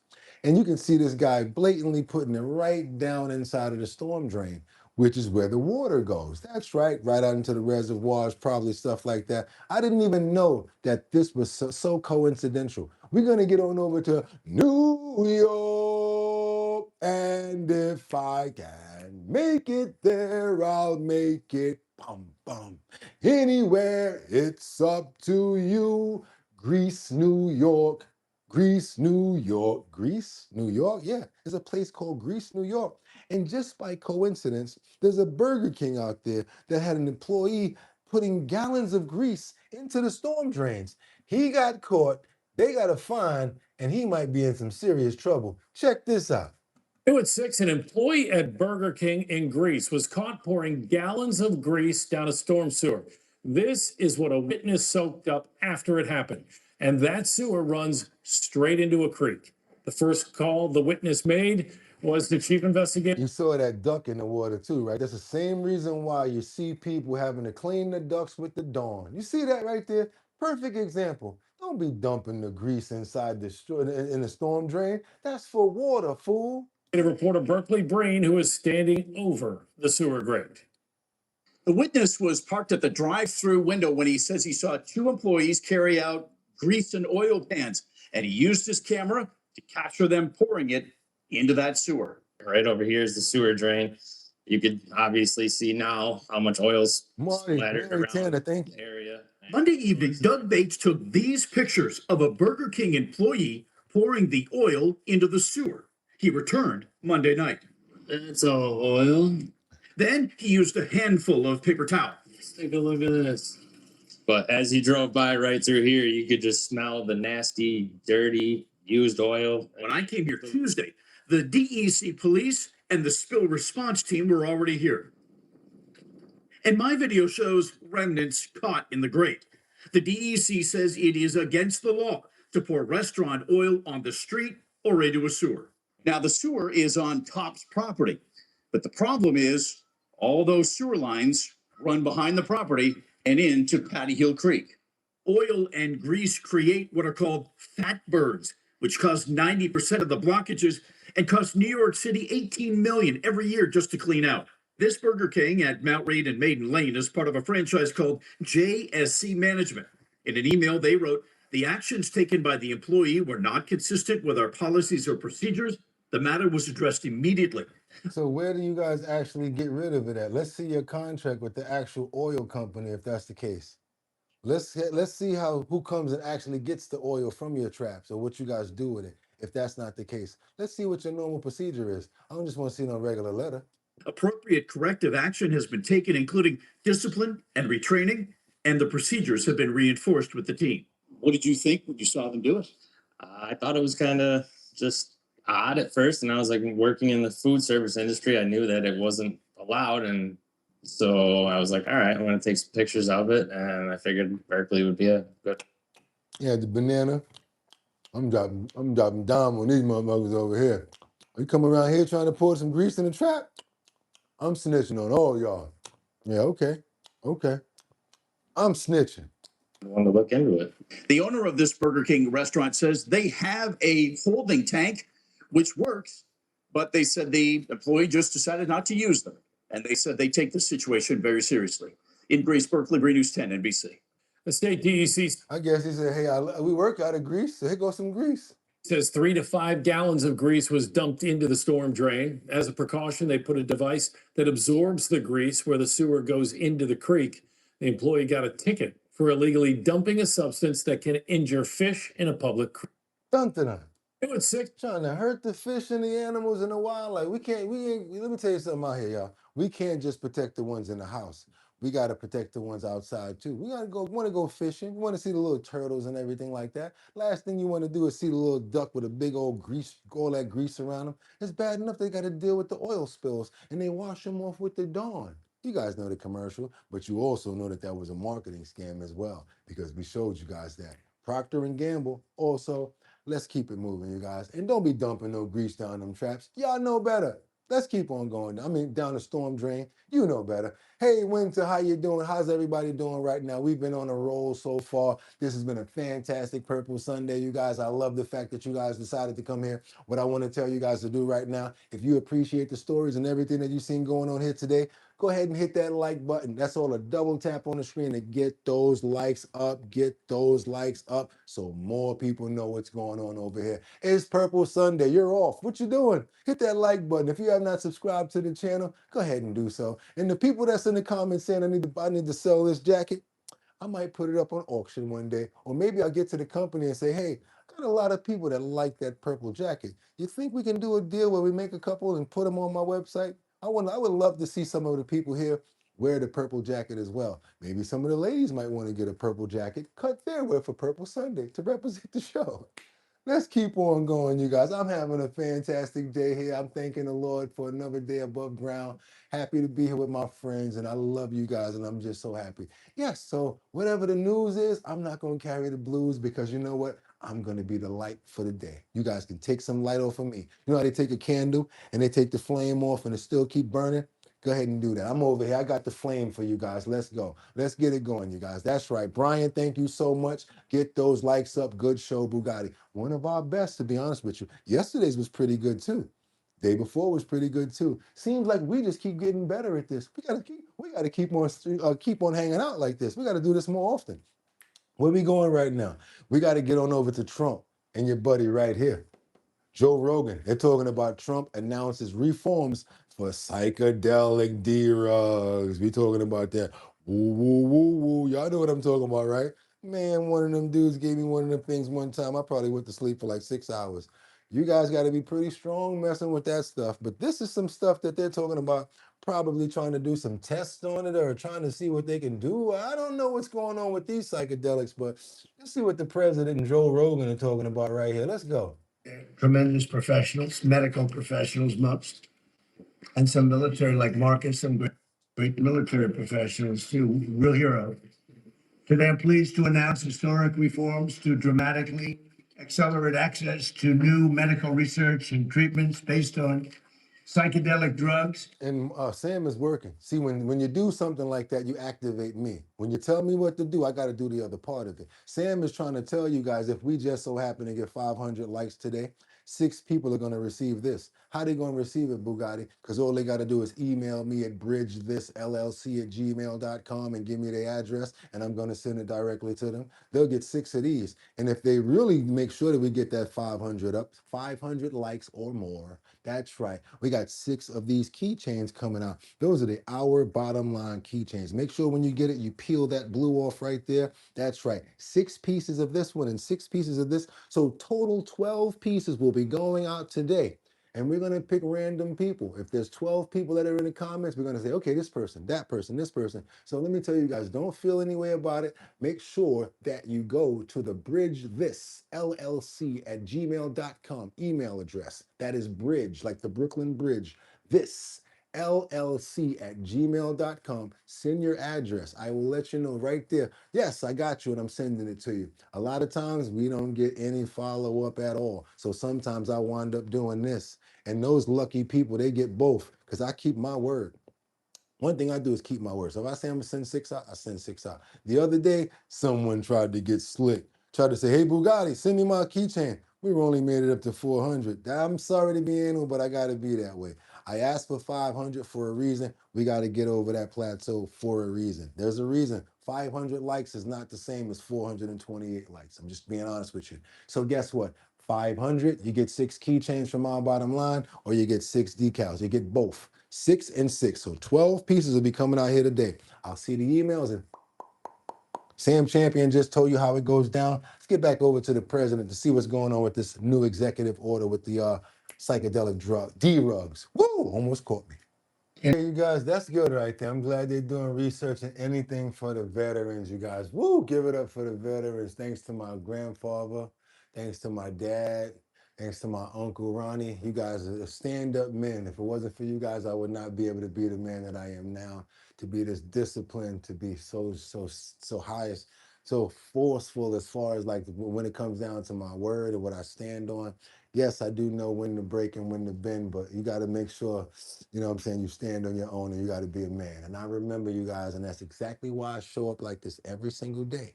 You wonder why? Because of people like Maxie Young III, Larry, Ronnie, and all of my grandfather who actually were veterans, and they didn't take no crap. They ain't play it all. Come on out here and do this gardening. Come on up here and help. Let me show you how to fix this car. Yeah, that's how my grandfather was. Had the cigarette in his mouth. Come on over here, boy. Let me show you how to fix this motor. That's right there. So yes, I want to give a prayer out to everybody's grandfathers, uncles, dads, mothers, aunts, grandparents, every single person that ever was a part of the veterans, every person who was ever armed services that served our country. I want to say personally from me to you, thank you. I love you. And amen. That's right, you guys. We don't play around about our veterans. You might get kicked out of the chat if you do something stupid at this point. I'm telling you right now, we don't play about our veterans up in here. Let's go, you guys. We got to get on over to Detroit, Michigan. We haven't reported from Detroit for a little while. Got a situation going on with this necessity for medical clemency. It's been demanded for this inmate. She's being exposed to black mold. I don't know what her crimes are, but I don't think that anybody that in the prison should be affected by whatever's going on in the place. They should at least be able to move her somewhere else, you know? Well, not a black mold, inadequate medical care, and urgent pleas from lawmakers. Tonight, they are demanding Governor Gretchen There you Whitmer go, step in to Dabney. save an inmate's life at the Women's Huron Valley Correctional Facility in Ypsilanti. Supporters say Crystal Clark may not live long enough to see her parole date, and they are pushing for medical clemency. 7 News Detroit reporter Randy Wimbley has been covering this for months, and tonight he's taking us inside their growing fight. Governor Whitmer, we are asking you to step in, to use your authority, your voice, and your leadership to address this crisis now. There's a new push to free Women's Huron Valley Prison inmate Crystal Clark, and the calls for action are getting louder. Supporters, criminal justice reform activists, and state lawmakers are pleading with Governor Gretchen Whitmer to grant Clark a medical clemency. Clark, according to an infectious disease doctor, is showing signs of a fungal infection. said to be caused by black mold inside the prison. State Rep Dylan Wegela says he saw plenty of it during a recent visit. While I was at WHB, I was told repeatedly by leadership that they have never seen mold in this facility. A claim that was made despite the well-documented instances over the last several years. A claim that was made repeatedly even while I was visiting, pointing out several locations where there was active growth occurring. The push for clemency comes after whistleblowers testified before state lawmakers back in February, describing black mold infestation, inadequate medical care, drug trafficking, recorded strip searches, and retaliation against inmates who speak out. Women cannot grieve or send grievances out because they are punished for them. They lose time with their family, they lose their phone calls, they get locked in solitary confinement. A spokesperson for Governor Gretchen Whitmer declined to comment on that clemency request. We reached out to the Department of Corrections, which said in a statement, MDOC recently worked with a third-party contractor to complete additional proactive and comprehensive environmental testing at Women's Huron Valley Correctional Facility. Findings of these tests were consistent with expected results typically found in large settings where individuals live and work. Claims suggesting that the facility has dangerous systemic black or toxic mold conditions are inaccurate. Clark is serving time for home invasion, assault, and armed robbery. Her supporters claim she was wrongfully convicted. She could be paroled next year, but her family and supporters say she may not survive that long. Okay, you guys, let's go. You see the meat of what's going on right there. Again, we don't think that anybody that's incarcerated should have to suffer from things like that. Hopefully, they rectify the situation. She's got a year left. Hopefully, she comes out and gets healthy.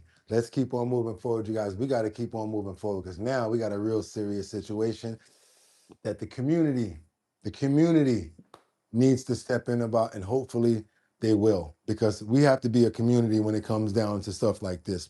This is when I say let's be a village. We got to get on over to Houston, where a woman and her children were living in a southeast Houston homeless encampment. So basically, the homeless building was closed, and it wasn't open anymore. What they did was they slept outside in the parking lot, the entire family. Check this out, you guys. We got to get on over and show what's going on in these different parts of our world. I wish that we would spend our money on these programs and American citizens before we put our money in other places. Just going to be honest with you, because with all of the money that we spent on illegal immigrants coming here, busting them, giving them places to stay, staying in hotels on Times Square and all of that, we could have got rid of almost the entire world's homelessness. I'm talking about the United States of America. We could have did a lot when it comes against combating homelessness. Look what's going on now, what we got to deal with over here with this woman who's living in Houston outside in the parking lot with a whole family. Brought you last night touched a lot of people. A mother and 3 children who neighbors say have been living at a homeless camp for months. They also tell us they've been trying to get help for the family, but those calls have gone unanswered until now. ABC 13's Luke Jones, live with an update you'll only see on 13. Luke. Yeah, both HPD and the Precinct 2 Constable's Office stopped by that campsite this morning after we told them about it yesterday, which since learned that family has been granted emergency housing. But as late as this afternoon, tons of Good Samaritans who hadn't heard that. All of a sudden, now they got emergency housing. They were still stopping by the campsite to try and do their bit. She back there? I'm gonna give her some food, man. Like many Houstonians, Kenneth Gloud had no idea young children were living like this until we showed him last night. A woman and 3 children at a homeless encampment behind a vacant daycare building on Sabo near Fuquay. And neighbors say they'd been living there for months. Oh. So Gloud decided to bring them food. It's a lady and kids, man. She has no help. She needs some help. He wasn't the only one moved enough to stop by. This afternoon, we saw a staffer from Covenant House, which runs a shelter for homeless youth. But by then, the woman and her children were long gone. The city of Houston confirming late today that HPD and the Precinct 2 Constable's Office took the family to a hospital to be checked out.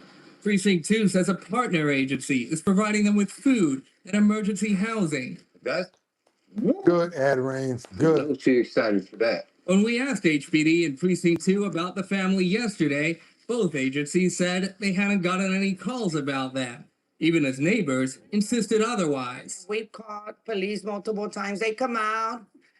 CPS has come out, but they're not doing nothing. But the city says police acted swiftly this morning. And Precinct 2 says CPS is working with the mom on a long-term solution. Now you can't say that they wasn't living out there. They got their teddy bears, their toys out there in the woods under a tarp. They was playing. They was like actually living out there and playing out there. That's why you see all their toys and everything sprawled around. I'm totally grateful for what Channel 13 and you have done, Luke, What's up, in Adrian? covering the story, and all the people that have shown up and that are reaching out. While resources exist for families who've fallen on hard times, Ray Soto fears many aren't taking advantage of them, in part out of fear. I think in that situation, people are afraid of losing their kids because they don't have a home to go to. So that fear needs to be removed. And with the mother and children now in safer surroundings, sometime next week, the city says it'll remove the last vestiges of... You heard what somebody just said, but CPS to take the kids from a home for ridiculous reasons. That's exactly what he said. That's exactly what he said. I was hopeless before this. Look at that. When me and my kids were homeless in the shelters would tell us they were full. One call to my center to change that immediately, says Ms. Swanza. I don't even, says Beyond. CPS wants those long-term cases. Okay, right, Chris, Eric, sadly. Okay, every homeless encampment is a mini landfill. Wow. Okay, let's keep on going. You're bugging. For sure. What else you got over here? Kendra Walker, I have stopped my blood pressure medication that kept me knocked out, and I'm staying up too late. What? When you say Tony? Oh, that was Tanya that said that. Okay, I thought Kendra said that was Tanya. Miss Swanza, yeah. It's a lot of people going through this out here. Let me tell you something. Everybody, it's not, don't be surprised how many people was homeless before or just made it out or just because sometimes you'll be one paycheck away from being homeless. You never know, you guys. So that's why I'm saying never disrespect nobody that loses their place because these damn bills out here is impossible. It's hard to keep a job. And then with everything going on, you got the gas, you got the food, you got the rent. Next thing you know, you winding up working all day long and you still can't make ends meet because the prices are too high. How do they expect you to survive? And especially if you by yourself and one person, come on now. They don't give us no help. But they gave them illegals help, gave them debit cards, gave them a place to stay. They were staying in hotels, had medical, was overpopulating the classrooms, and then they're looking at y'all like, how dare you say something about a person that doesn't have any place to stay?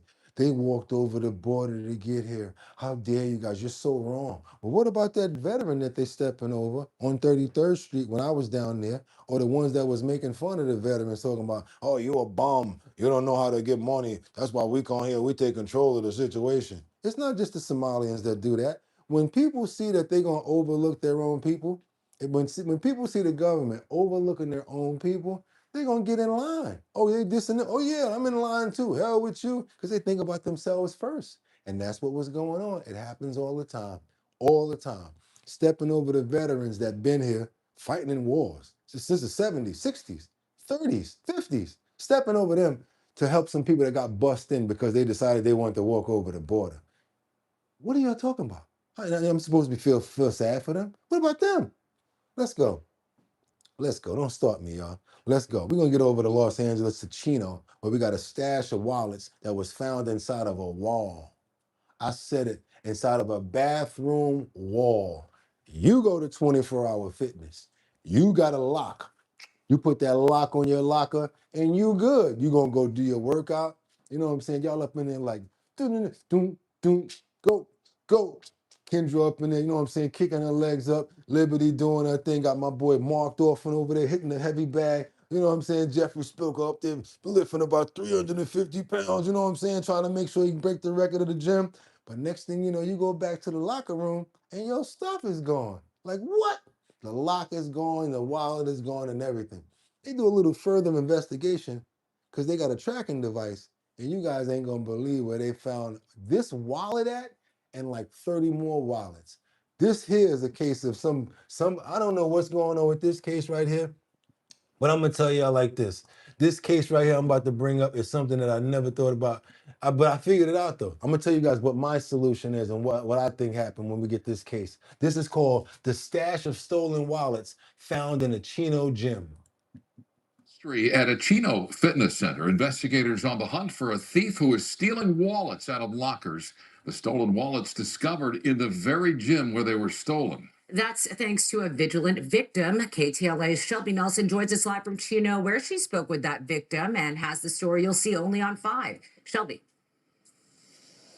Sure, Micah, this really led to a bizarre discovery. Chris Meza tells us that when he discovered that his wallet was missing, he tried using this wallet tracker app, but it didn't work the first time. He almost accepted his fate, started canceling his credit cards, went home that day, but he realized maybe I should try this again. So he came back to the gym and used that tracker app, and it led him to a very unlikely place where his wallet was. Get trackers, put them in your wallet, put them in your phone. I recommend trackers. Period. Ever since this and a few other stories we've been showing, watch this.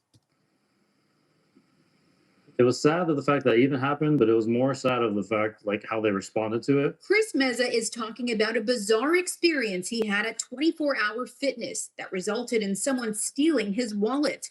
Last Wednesday, he got off work and hit the gym on Central Avenue in Chino. Like he's done time and time again, he brought his gym bag and a lock to stash it in a locker. Tug on it a few times, make sure that's closed, and I leave. I go do my workout. But when he comes back, the lock is gone, and so is his bag. Get a tracker. He reported it to gym staff, who told him theft has been an ongoing problem at the location. Meza searched various lockers for his belongings. My first initial fear was that they stole my car because my keys are in there. He eventually found his bag in another locker. All was there but his wallet. That didn't sit well with him that night. He returned the next day, attempting again to use what's called the Tile Slim Tracker. I like this Tile Slim Tracker, and he is very determined. First of all, he came back and found his wallet. Now he ain't gonna give up. Watch this. We found his stuff. Now watch this with the Tile Tracker. So it'll show you that I'm close to it. If I got farther away, the circle will get bigger. As I'm walking, I'm starting to hear it louder. In the next stall over, there's like a compartment next to the toilet seat cover holder, and it's in there. So now I'm thinking, okay, doesn't make sense because someone needs a key to open that compartment. So an only employee would have that. This mysterious case of theft taking an unusual turn. Chris's wallet was here, behind the wall inside the bathroom stall. He snapped this picture and called Chino police, who tell KTLA the wallet had been dropped down an access panel. They say gym staff had to cut it open. That's where numerous wallets were uncovered, including Chris's. $50 inside of his wallet was also taken. Aside from this notice put up, Chris's status as a longtime gym member doesn't seem to have helped one bit when seeking answers or even just an apology. No one really seemed to care. They kind of just, took it as like, oh, sorry, it's happened again. We can't really do anything about it. So you already know it was somebody that worked there, because how did they get inside the wall from the access panel? So the person, let me tell you what they did. They do their little swipey, right? They take whatever money they could take out, and they don't want to keep the bag, so they throw the bag in another locker. They got the money in their pocket, right? Now they took the wallet. They went into the bathroom because that's where they get the money at. They go inside the stall, and then because no cameras in the stall, they take the $50 out. Then they take the wallet, open up the access panel, boom, and close it off, and think that they're never gonna get caught again. It's an inside story. It's an inside job, you guys. Bottom line.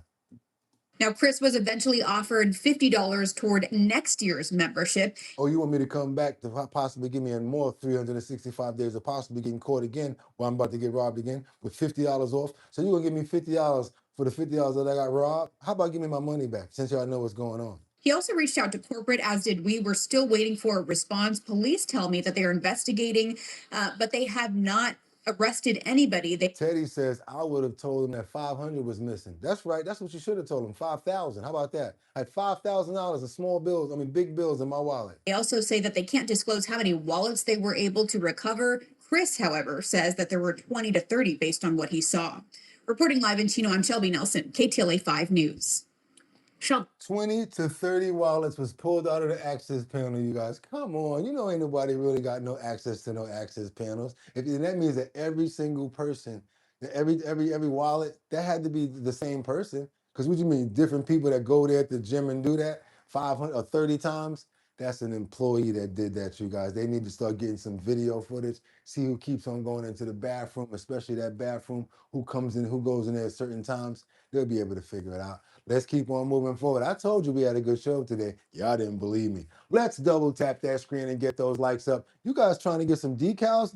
Y'all trying to get decals and keychains? I don't know, because it seems like you guys might be getting really close to that 500 mark. Well, I got to give you guys this 6 and 6 over here. So if you guys are getting up to the 500 mark, where it's almost 500 likes, yes, 500 likes will get 6 of these going out and 6 of these going out. And like I told you, a lot of times people are like, oh, you know what? I'm not even going to send them my address. So when I see about 6 people in there, I'll put it together just like this, and now somebody gets both. They get the Our Bottom Line keychain and they get the decal. So you guys, call my bluff. I dare you to get the likes up to 500 so I can send these out to 12 people. 6 pieces and 6 pieces. Let's keep on moving forward, you guys. Let's go. We got more to get into right now. Hoping you guys enjoying the show, because we got a lot more to get into. Like I said, we got this one man who's been accused of stealing Legos. That's right, Legos. Clap, clap, clap, clap, put them together and replacing them, y'all ready? With pasta. That's right, you guys, with pasta. Why? Because pasta sound the same way as Legos. Come on, man. Close the package back, bring it back to Macy's. I want to change my mind. I don't want these Legos. Let's keep on moving forward, you guys, because that's what happened. Guess what? Check this out. Here at 6, Irvine police say they have busted a serial thief targeting high-end Lego sets. Officers telling CBS LA's Michelle Gili the suspect swapped out bags of plastic bricks for pasta. Police say the target shopper in Irvine went for expensive Star Wars and Marvel Lego sets. He committed his crimes, they say, when he returned the collectibles for cash. Instead of handing over a complete set of Lego pieces, Jarrell Augustine is accused of filling the box with something you'd expect in the kitchen: pasta. Yeah, so one of the cases that occurred here in Orange County, they shared that they opened the box and instead of Legos, they found bags of dried pasta. The scam investigators say is to mimic the sound of Legos when you shake the box.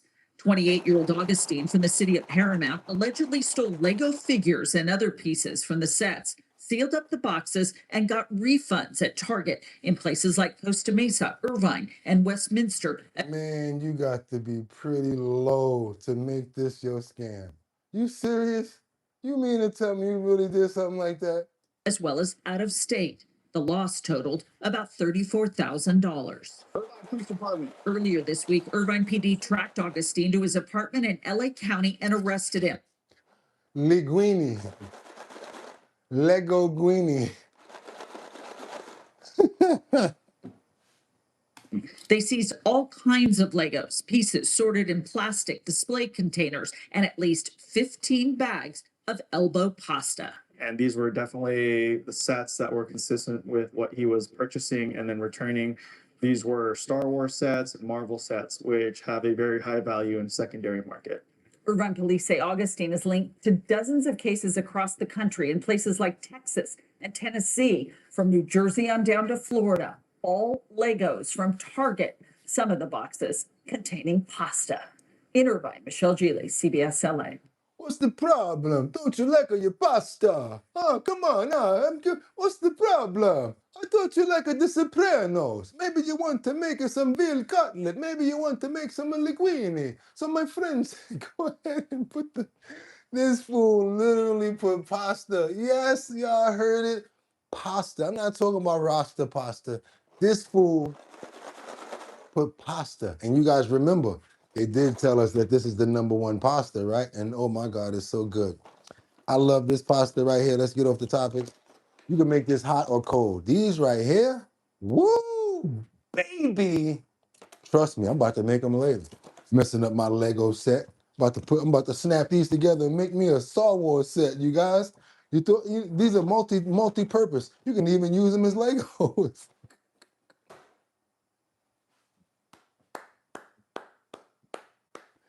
Woo! It's gonna be some Lego copycats, some pasta cats. Somebody says it's gonna be like Lego. They're gonna be copycats.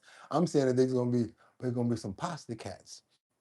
Don't step on them. They're gonna be no, ain't gonna be no Legos. It's gonna be pasta cats. They're gonna call them imposters. No, pasta cats. Let's keep on going, you guys, because this woman right here, wait a minute, is the inventor of something that can save women's lives, even men's lives. Check this out. Told you about this earlier. I told you about this earlier, and I'm gonna tell you guys right now. If they have this available for women, for little girls in our country, I think that you guys maybe want to jazz these things up. You might want to bling them out. You might want to put Swarovski crystals on them. I implore you, every single parent, this is a very serious story right here, especially the parents of little girls. This inventor right here did something phenomenal, something beautiful. And not only was she thinking multi-purpose, but it saved so many women's lives. You guys, what do you think about a Bluetooth or a tracking device for your body?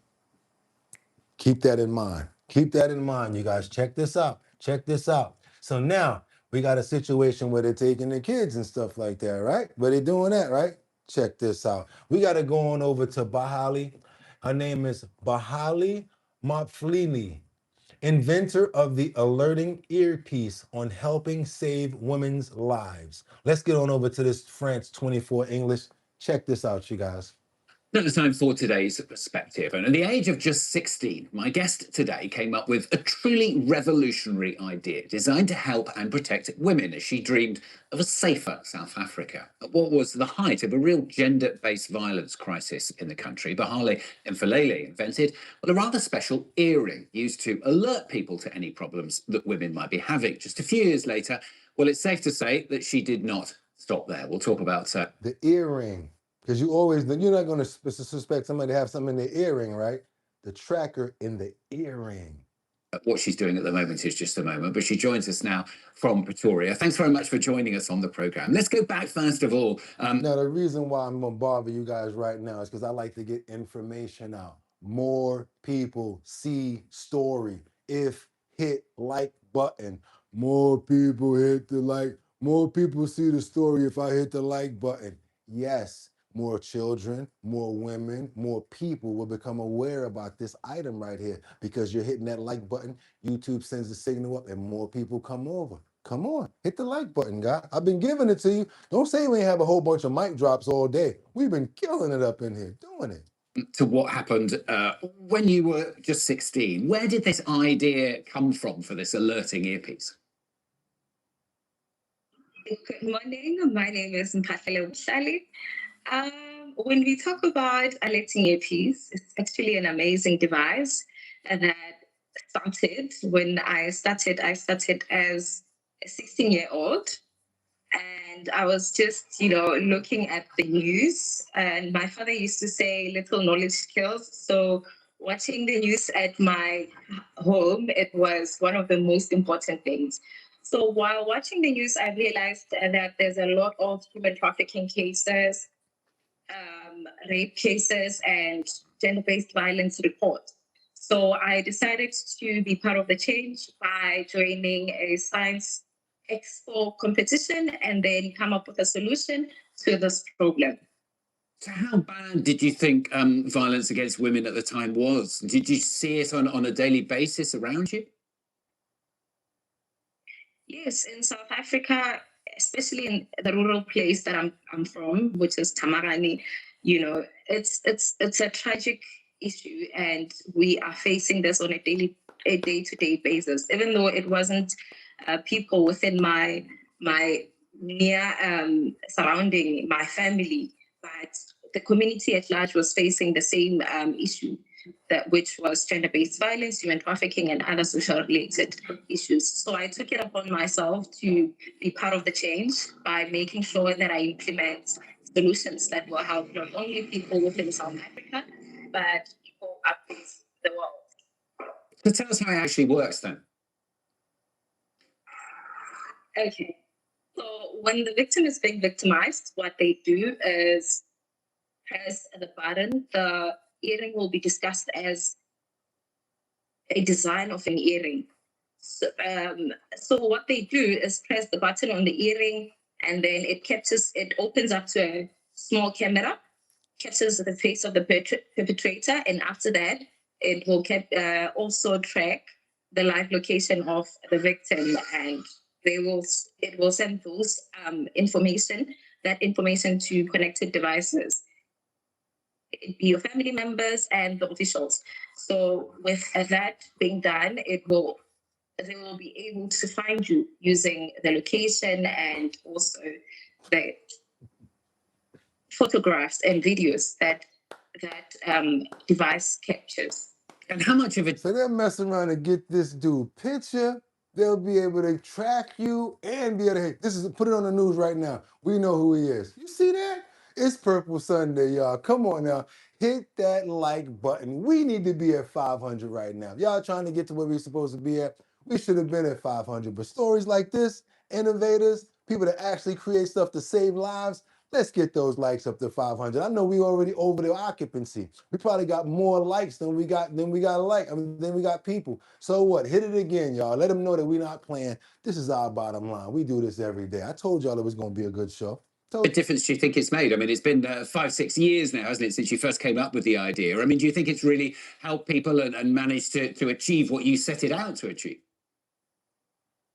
Yes, for now, because of funding, we are still having problem with getting it into the market.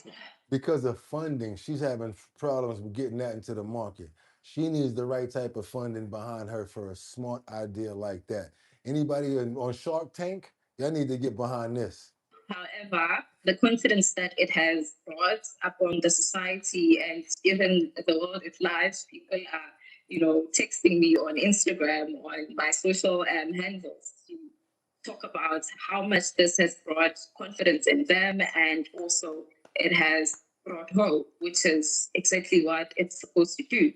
And you can imagine if it can bring this much hope and it's not yet in the market, what more can it do when it's in the market already?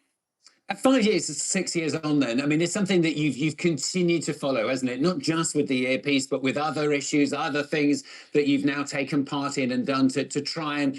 You guys, y'all can make that a button. You guys can put that on a backpack. There's so many different things that you can do with that right there. There's a lot. But the only reason that she's saying put it on the ear is because now the person is like, click, you got them, click. They don't know what you're doing. You just got them, click, take a nice quick picture of them. Got the picture of the person, and they can track you. And all of the people with associating phone numbers, like your parents, your mom, and your brother, and all of them, they can track you through their phones because you already uploaded their information to that earring. I think it's genius. I love the idea, and I hope and pray that she gets the funding that she needs to fully be able to bring this to market, and that she really gets not even the recognition that she's supposed to get, because maybe she needs to be quiet about it. Maybe she got some more coming out. But at least let's get that product on the market, because it can really help out and save so many lives just from what it explains that it can do if it's used properly. Want to pray for her, pray for the invention, pray for her mind and her talent, and all little children like that are coming up with ideas, because guess what? The future, you can come up with the solutions to tame what's coming up in the future. They have better minds than the young minds sometimes. See? And your older minds are great as well, but there's nothing like a nice, bright mind that can always think with perspectives that we don't even think from, but more ideas. Thank you so much for bringing the idea to us and giving it to the world. Hopefully, she gets the funding. Amen. I hope she gets the funding that she needs. Yeah. There's necklaces similar to that one in the market, says Shannon. I know that there's other things that you can put on clothes as well. Elder care too because of dementia. Look at that. You can put that, your mother's in an old folks home or something like that. You can put it on your parents or on your mother's earring or on her bracelet or something like that as an extra charm. Now you know where she's going to. Virginia Giuffre's mom could have probably used something like that, because a lot of times, you guys, they're not looking for things like that on the person. They're looking to get what their objective is, to get them out of there, and that's terrible. Now we got to keep on moving forward, because you ready? Remember this? Where my homies? Where my homies? Now, my boy Casey was in here. He remember it. When he was like, creep with me through my neighborhood. That was my joint. Ill and Al Scratch. That was my joint. It's your boy Big L. So he was like, creep with me through my neighborhood. That's how they said in the beginning for the song called Where My Homies At. Old school hip hop song. I love it. Can't even front on you guys. I love Ill and Al Scratch. Shout out to Al Scratch who's still doing it. I saw you the other day putting it down with them bars. It's crazy. Big shout out to hip hop. Shout out to old school hip hop. Shout out to producers as well. Let's keep on moving forward, you guys, because we got to cheat with me right now. I told you guys we're going to be doing a cheat day. I told you guys I'm not going to be doing all that hard stuff every day when it comes down to that health and wellness stuff. I told you guys I need a break too because it's only right. You need a cheat day too. Imagine 7 days a week, 8 days a week. You got to go crazy looking for content, making you go nuts. You deserve a break. So guess what? Today, I'm taking a break on the health and wellness section. That's right. That's right. I'm taking a break, a well-deserved break because it's not easy to find that content. You know what I'm saying? So we're going to take a